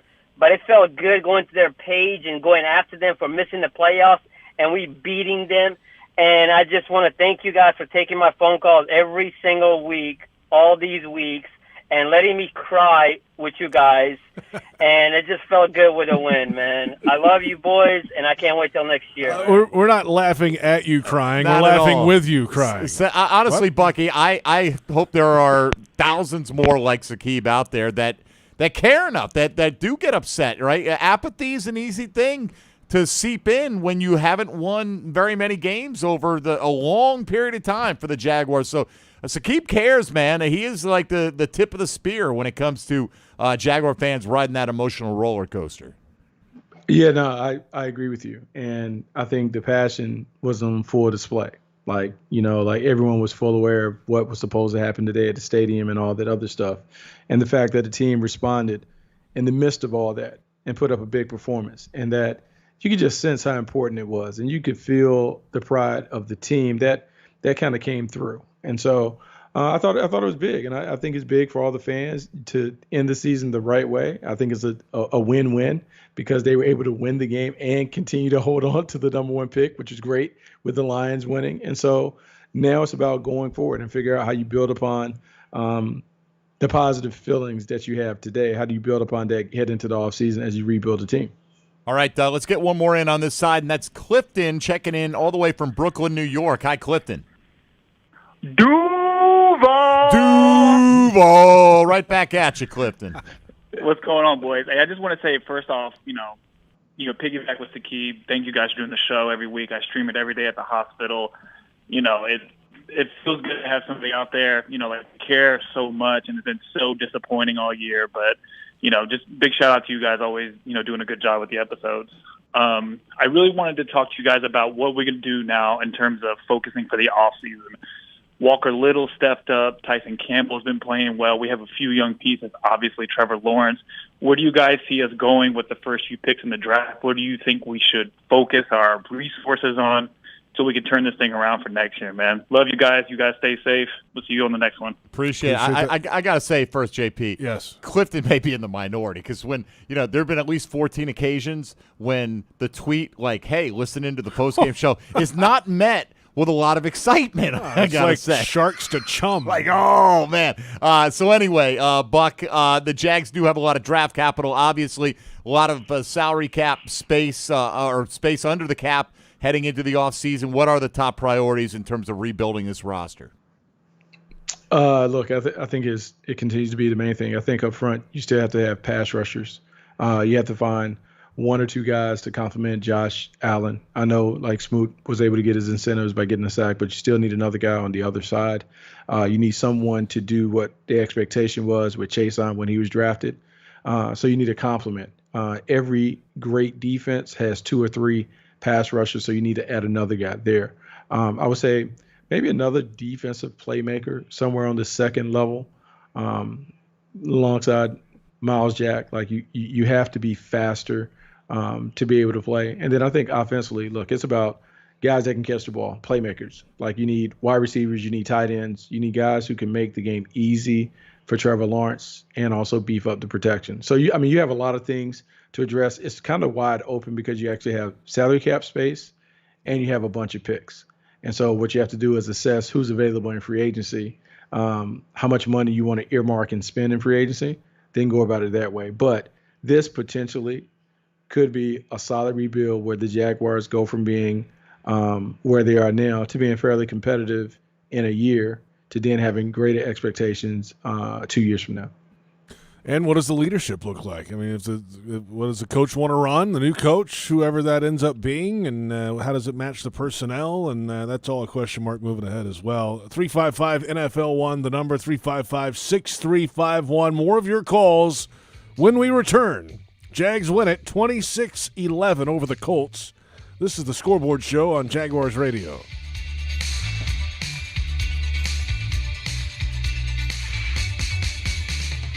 Are you suffering from shoulder pain?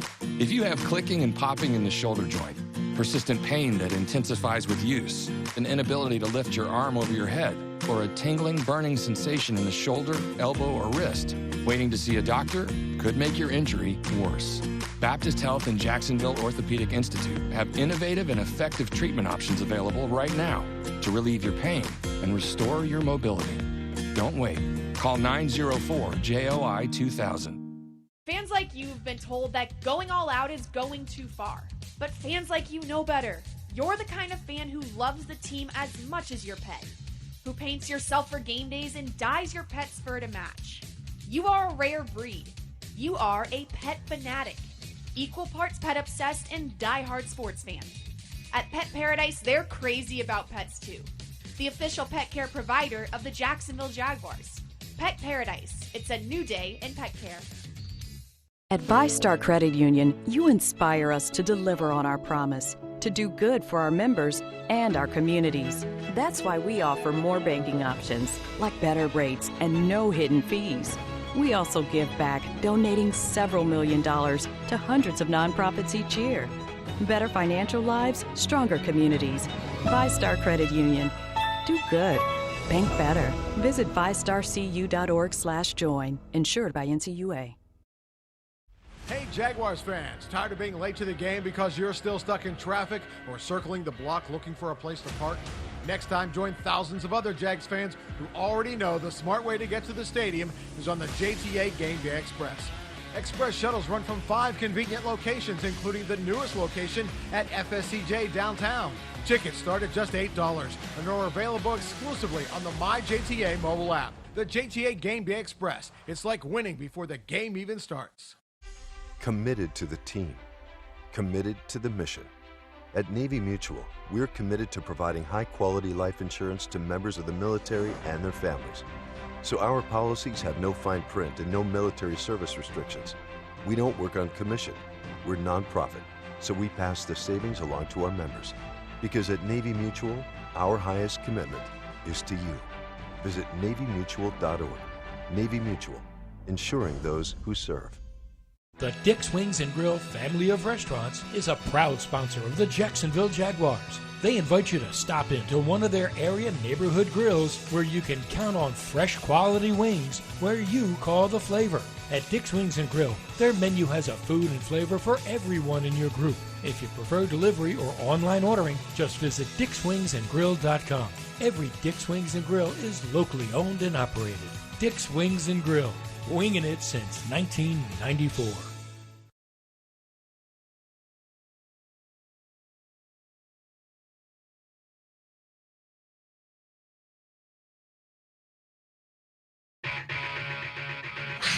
The Jaguars Scoreboard Show continues right now. Welcome back. Scoreboard Show 26-11. Jaguars over the Colts. The highest point total for the Jags this season.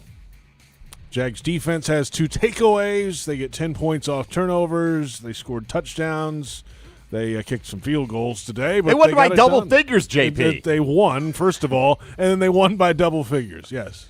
Greetings from Craig Fordham, Aussie Jag on Twitter, where it's already Victory Monday down under. So he's way ahead of us celebrating Victory Monday. Excellent point. Down Geography. There. No doubt. Bucky Brooks here with us. Buck, let's get back to these phone calls and see what's on the mind of Jaguar fans at 355-NFL1. Justin on the west side next up here on the Scoreboard Show. Hi, Justin. Hello, hey, Justin. How you guys doing? Good. What's up? I just wanted to give a quick shout-out to my fellow fans. There was a lot of, I guess, controversy within the fan base this week about Trent Baalke and this whole clown-out movement, and I feel like everybody showed out and continues to support the team despite the 3 wins within the past 2 years. And I just hope that our message was heard to Shad Khan, that while we still support this team, we just hope that he makes the right decision and just tries to restore the winning culture to the Jacksonville fan base.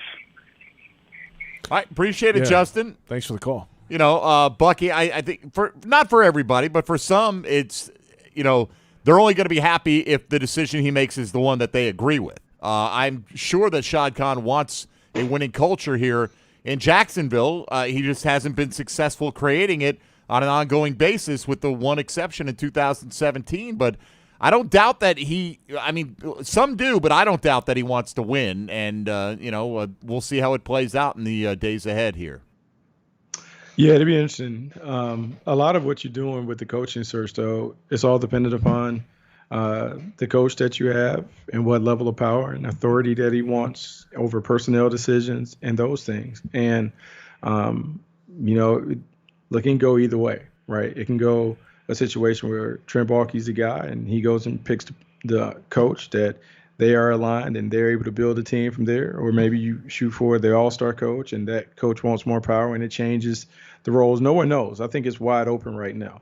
And I think it's one of those things that now that everything is said and done, and we'll see after tomorrow when everyone is fired who's available, because that opens up the coaching ranks in terms of coordinators and the other things that'll be available. Because when these guys interview, they have to present, if I come, here's coming with me. This is my offensive coordinator, my defense coordinator. Here's how we're going to play philosophically, all that other stuff. And so we'll see. And it happened quick because it happened over the next 2 weeks, and we'll find out the new direction of the Jaguars. Absolutely. And JP, for us, it's very tough down here where we are in the radio studio to sense what the crowd is like. It's impossible. They could be playing in Abu Dhabi. We wouldn't know it because they're in the same building. We don't see anything. But what we saw on the monitor today, that looked like a pretty darn good crowd for a 2-14 football team coming off the holidays with everything, the dissatisfaction with how most of the last decade has gone, quite frankly. But I thought they showed up today in droves from what I could tell. Looked like it. Yeah. Yeah, no, I think here's the thing. Like, everyone showed up expecting the clown out, and then the Jaguars jumped on the Colts, and then a win started, right? And we talked about it, how the first quarter was the most important quarter. If the Jags had a little something to play for early, they got some confidence and all that other stuff, it would change. And what you saw is it changed. The building got excited. People started seeing the Jags playing well. The players fed off that energy, and it goes back and forth. And so you see the potential that is there, because this is the team that we talked about. Like, man, if they could just put it together for a full game, like, what would it look like? And they do. And so I don't know what it is about the Colts not being able to win down at in Duval, but look, there's something where when they see that team run onto the field, they say, we know we can beat them.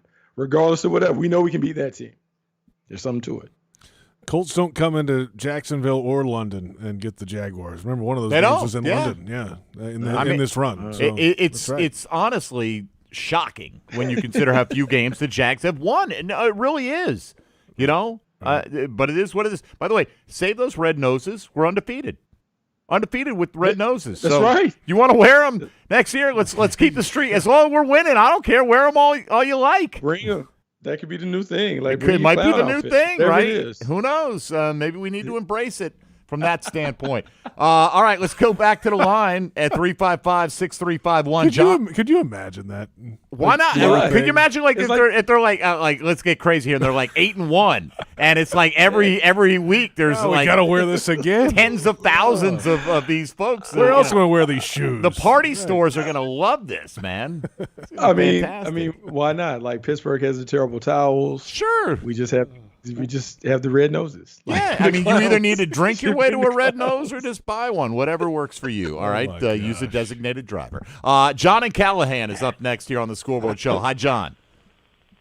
Hello, gentlemen. It's a wonderful day to have a win in January. If I'm not mistaken, this is the first win of the year. So let's carry it on. Let's go on into next year. And one thing I got to say is we know we have a quarterback. We know we have a little bit of a defense. So, let's be happy with what we got and be thankful. Everybody have a good evening, and I'll talk to you later. All right. Thanks for the call. Hey, it's a glass half full. They got a win. Everybody's happy. It's a new year. It's a new Jaguar. It's a new result. I feel great. I really do. I mean, it wasn't a fluke win. No, I do. I feel pretty good. Yes. Well, look, as great as I can feel, considering how we felt coming into this game. I mean, look, relative to what has been going on lately, yes, it does feel great. Yeah, but they're still 3-14. Sure, they are. I'm not denying that. We want to know for the week, JP. Come on, thank you, Bucky. Can we not enjoy this? We're man? 1-0. We're 1-0 this year. We're undefeated in 2022. I don't want to hear it. I'm just saying. I'm with you. Okay. Let's take a timeout. It is, by the way, our second game of 2022. It is. Just for the record. 1-1 record. Yes. In the new year. 355-NFL-1, the number. 355-6351. More of your calls when we come back. It's a Scoreboard Show on Jaguars Radio.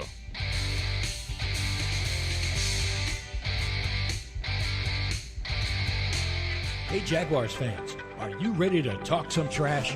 Well, nobody talks trash quite like Waste Pro, the official waste service and recycling partner of the Jacksonville Jaguars. Specializing in residential and commercial solid waste and recycling collection, processing, and disposal, Waste Pro is equipped to handle all your recycling and garbage removal needs. For service, call 904-731-7288. Waste Pro, caring for communities and caring for Jacksonville. At VyStar Credit Union, you inspire us to deliver on our promise, to do good for our members and our communities. That's why we offer more banking options, like better rates and no hidden fees. We also give back, donating several $1 million to hundreds of nonprofits each year. Better financial lives, stronger communities. VyStar Credit Union. Do good.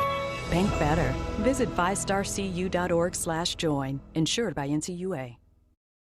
Your family isn't like anyone else's. Your home shouldn't be either. At Dreamfinders Homes, you can build the home of your dreams in one of their 30-plus communities in Northeast Florida. Choose from luxury single-family homes or maintenance-free townhomes from the 200s. Dreamfinders specializes in homes built to fit your lifestyle. To find out more, call 904-738-0165 or visit dreamfindershomes.com. In America, the future belongs to everyone. So we built the trucks of the future for everyone. Ford F-Series, America's best-selling trucks for 44 years straight. Built for performance and capability on and off-road. Because the trucks of the future aren't built for a few. They're built for America. Ford F-Series. Drive one today. Based on 1977 to 2020 calendar year total sales.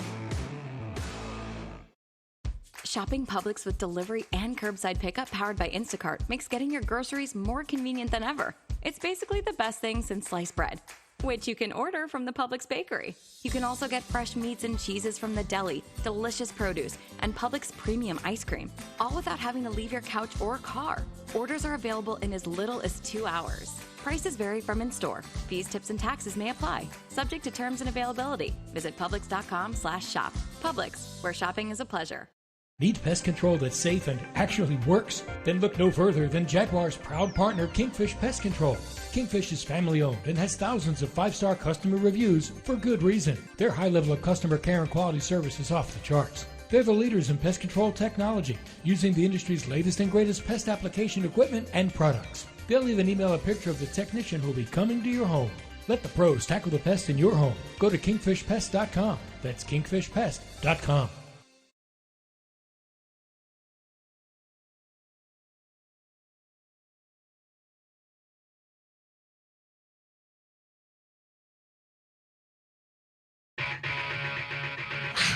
The Jaguars Scoreboard Show. Scoreboard Show continues right now.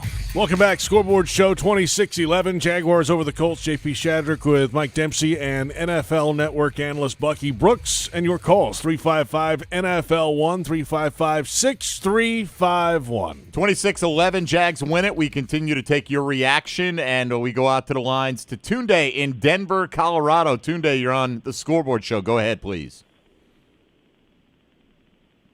Tunde going once, twice. All right. Let's keep it. Can you hear me? Hey, we got you now. We hear you now. Yeah, go ahead. This is actually Jeff from Southside. All right. Well, we punched up the wrong one. That's all right. Jeff. What's up? How you doing? Well, I'm doing good. You know, it's been a really great 4 hours. My thing is that, you know, this has been the best offensive performance by the Jags with 26 points scored. So I have to say, you know, we have to be a lot more offensive-minded on the head coach search. So that's my take. Thanks for the call. Appreciate that. I don't know. I mean, Bucky, we talked about this before.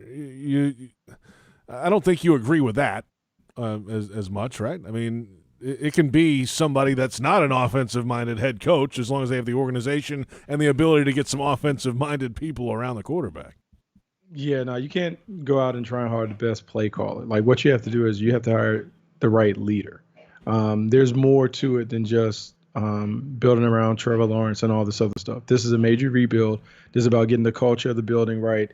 It's getting everyone on the same page. It's listening to what the players have been saying. Over the last week or so, they've told you they want someone who professionalism, winning matters. They want someone that's kind of like in the shadow so they don't have to deal with the silliness that they had to deal with this year.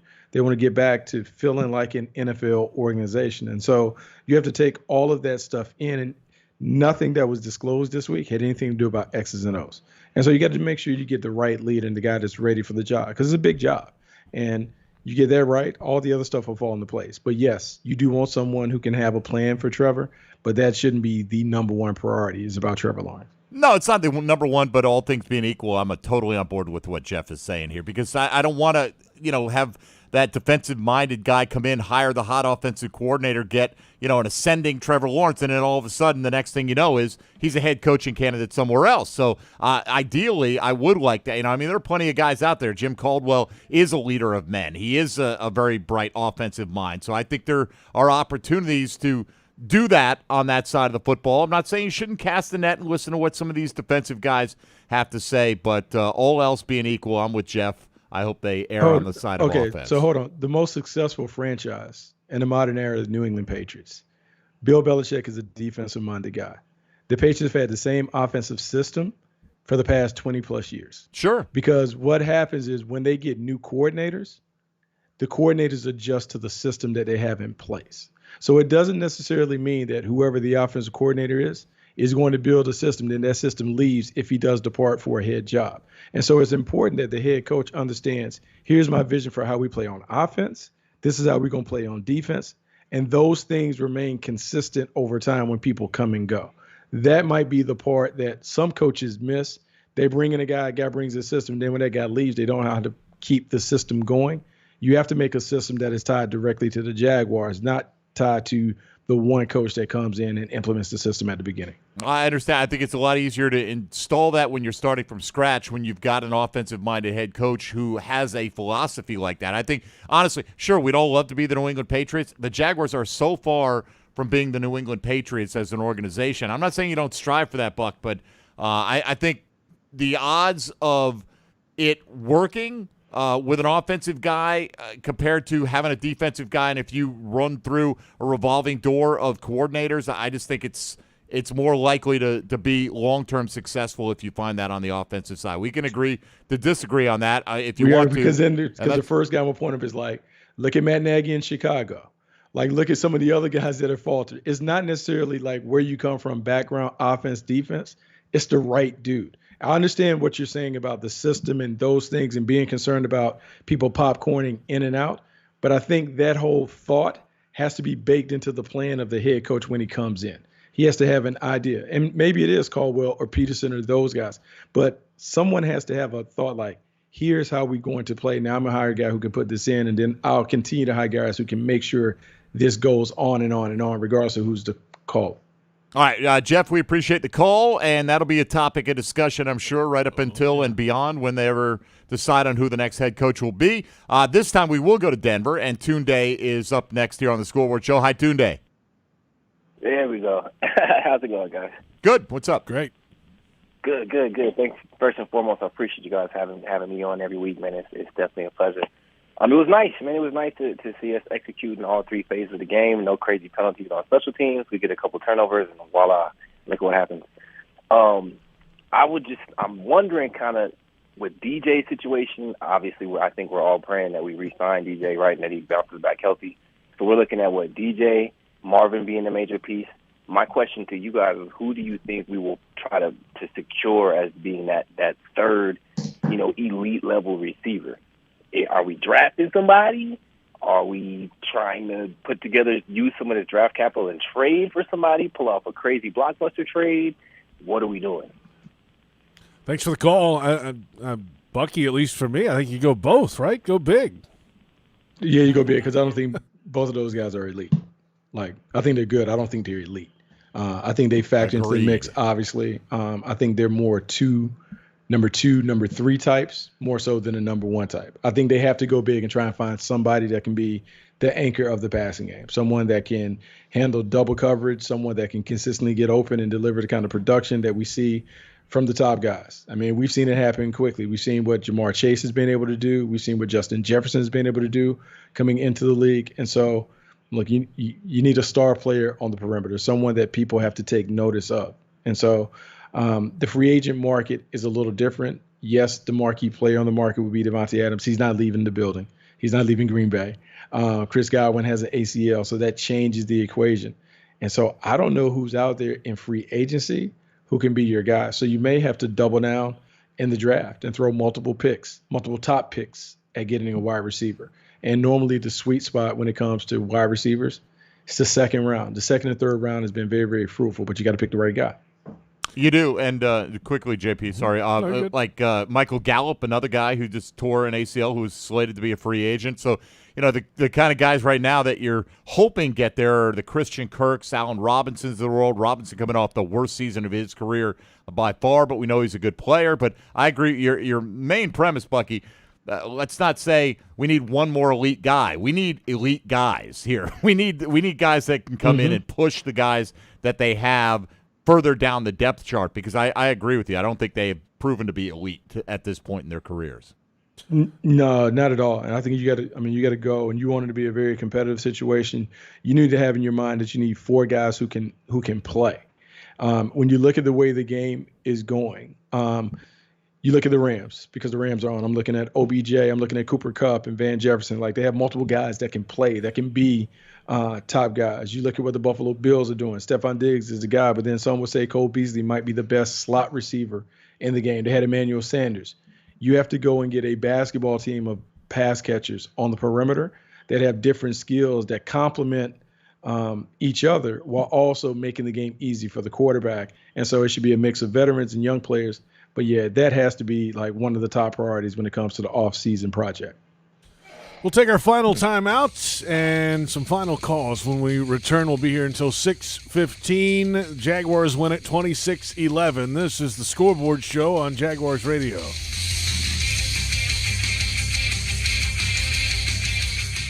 Are you suffering from shoulder pain? If you have clicking and popping in the shoulder joint, persistent pain that intensifies with use, an inability to lift your arm over your head, or a tingling, burning sensation in the shoulder, elbow, or wrist, waiting to see a doctor could make your injury worse. Baptist Health and Jacksonville Orthopedic Institute have innovative and effective treatment options available right now to relieve your pain and restore your mobility. Don't wait. Call 904-JOI-2000. At most sandwich places, asking for more of something is just part of the drill. But what if you never had to ask for more? What if more was just a given? At Daly's, more is what our RN, LPN, HHA, and CNA positions across their inpatient, skilled nursing, and home healthcare settings. Brooks nurses serve as leaders, advocates, change agents, and care coordinators for their patients. They offer flexible schedules, career advancements, and continuing education, competitive pay, plus bonuses, shift premiums, and sign-on bonuses. Apply now at brooksrehab.org/nurse careers. Committed to the team. Committed to the mission. At Navy Mutual, we're committed to providing high-quality life insurance to members of the military and their families. So our policies have no fine print and no military service restrictions. We don't work on commission. We're nonprofit, so we pass the savings along to our members. Because at Navy Mutual, our highest commitment is to you. Visit NavyMutual.org. Navy Mutual, insuring those who serve. When it comes to LASIK, your eyes deserve the very best. And that's why more people choose Meta Custom Vision at Florida Eye Specialist. Just ask Andrea Michael. The surgery itself was a breeze. During the actual procedure, there were no surprises. I felt relaxed and confident in the doctor and staff. Traditionally, I am not a wildly emotional person, but the day after surgery, I was able to see beautifully. And I was noticing and seeing things that I had never even noticed before. The detail was just astounding to me.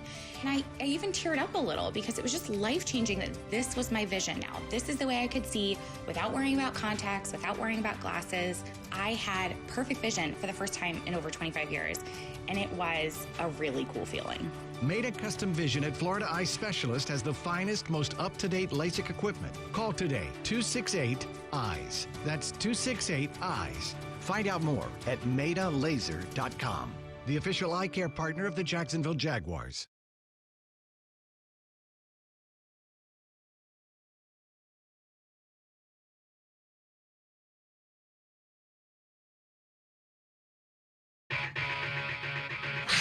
The Jaguars Scoreboard Show. Scoreboard Show continues right now.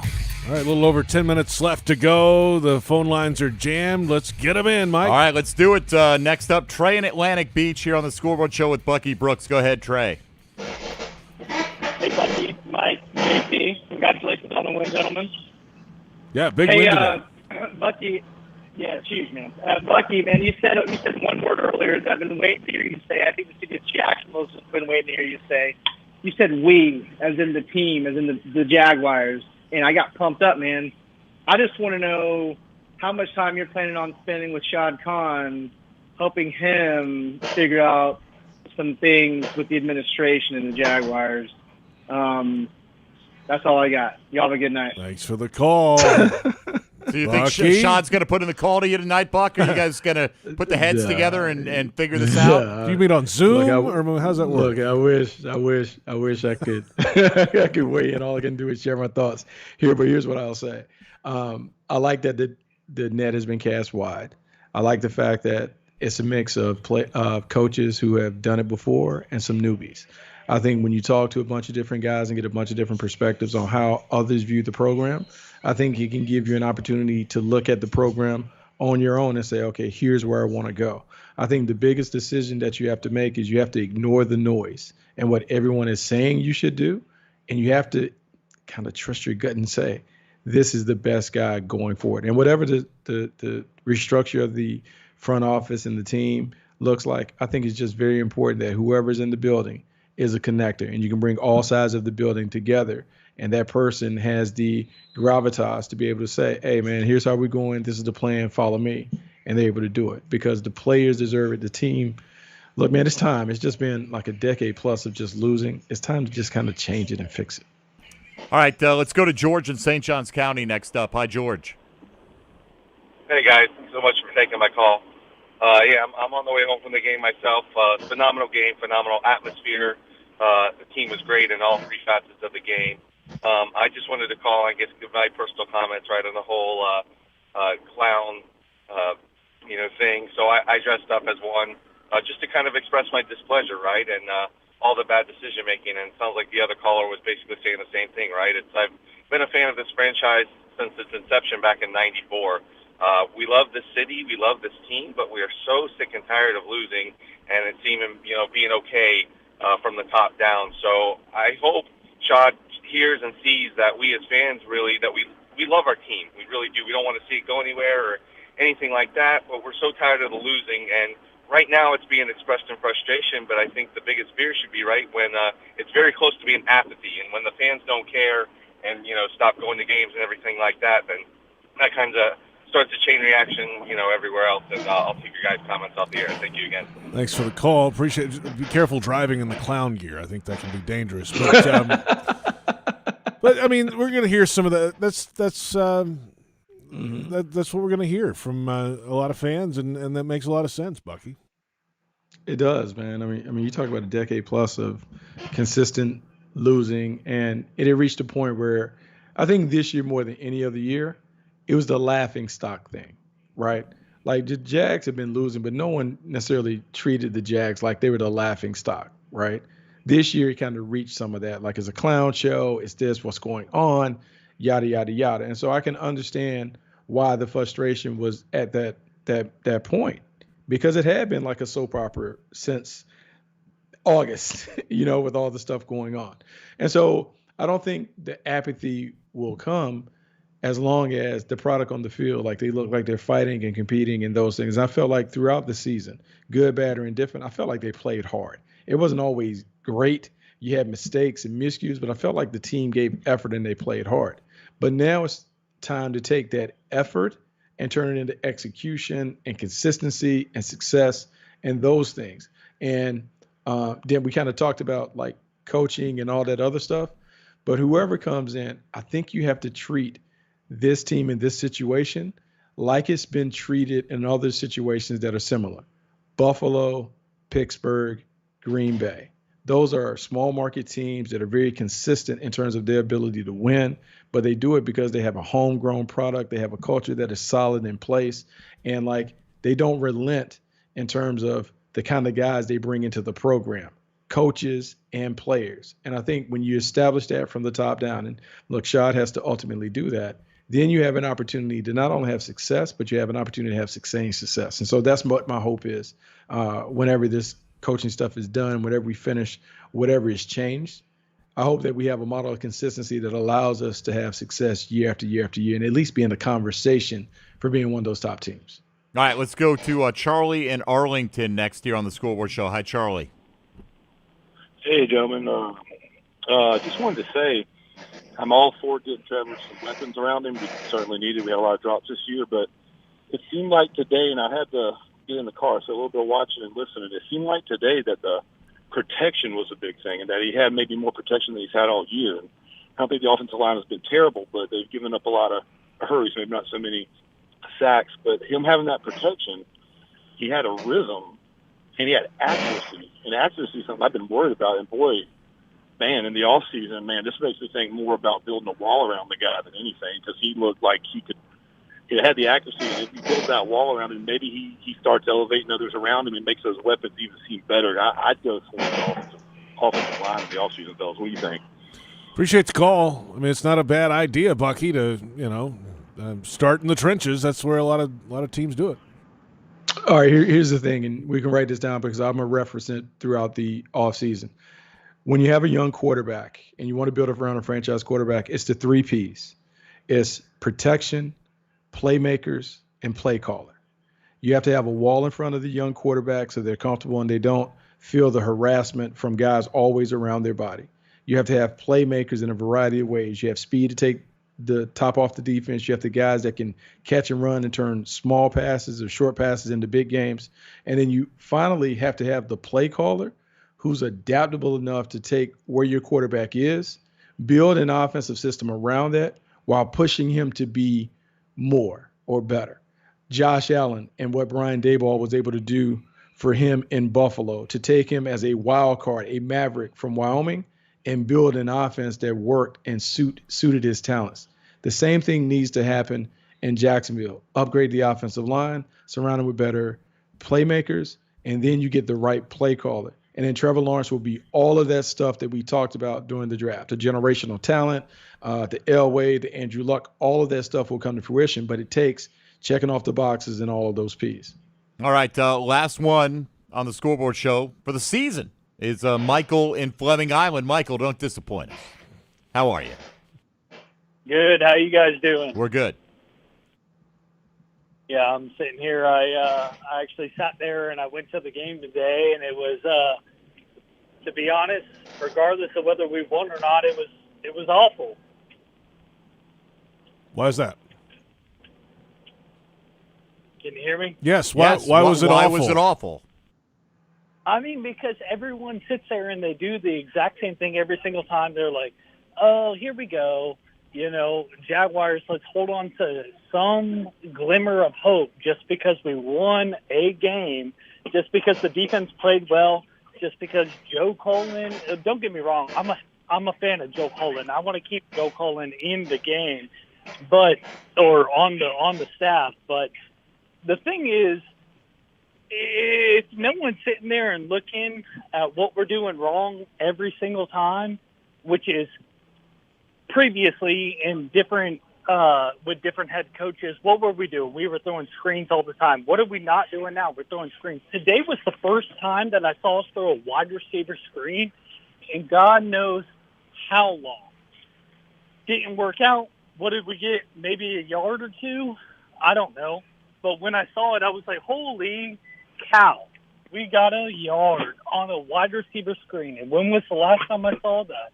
Doesn't matter. But anyway, the whole entire game was good. Yeah, we won all 4 phases. We did it. Actually on special teams, we looked like crap. We couldn't stop anyone from getting past the 30, 40-yard line on a kickoff. What'd you say? We didn't say anything. Nothing. We didn't say anything, but I think I've had enough, Realistic. quite frankly. I asked you not to disappoint me, but yet 4 phases. There you go. And by the way, the last time we ran a wide receiver screen, my guess is last week. Laviska Shenault gets 1 or 2 of those every week, it seems like. So, Bucky, what do you make of Mr. Downer right there? And I mean, like, nobody's saying that all of a sudden they're the 85 Bears here, man. Can you not enjoy a game for what it is? A win in a season of horrible performances. You finally got a damn good performance, and this guy just can't be happy with anything. Bucky, honestly. Our man said it was awful. I mean, they won today. It was awful. It's terrible, Bucky. I mean, I feel like we almost have to have somebody else call in to kind of wipe the stench away from that. Look, I understand being disappointed and not wanting to overdo it, but it's like the 24-hour rule. Like, let's enjoy it tonight. Yeah, we just enjoy it, right? Maybe tomorrow morning.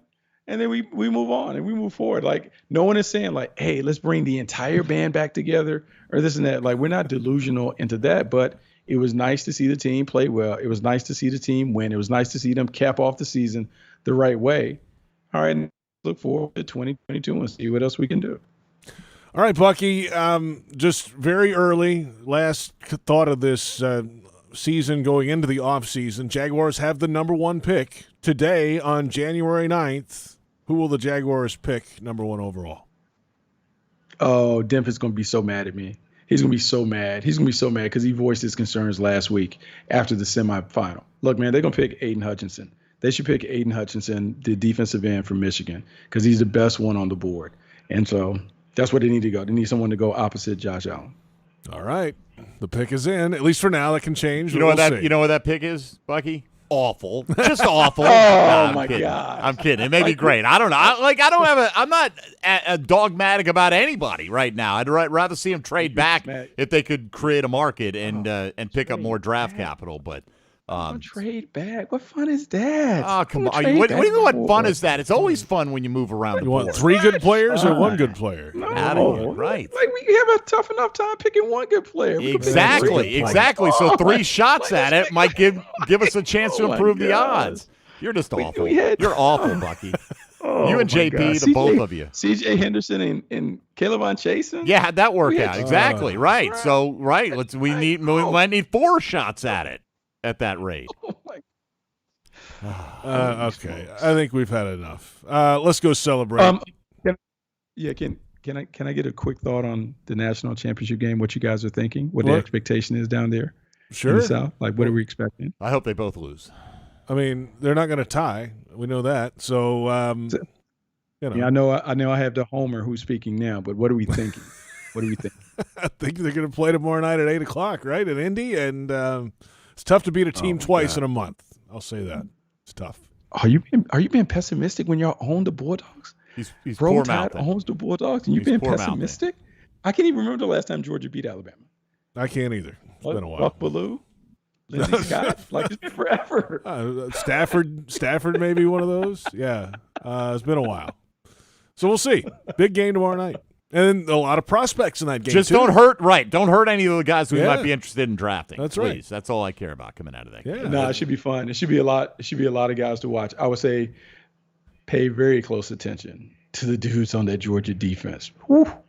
They got some dudes now. They got some large human beings, that's for sure. Bucky, it has been a pleasure, again, working with you, and we appreciate your insights and thoughts and friendship all season long, man. We'll talk to you.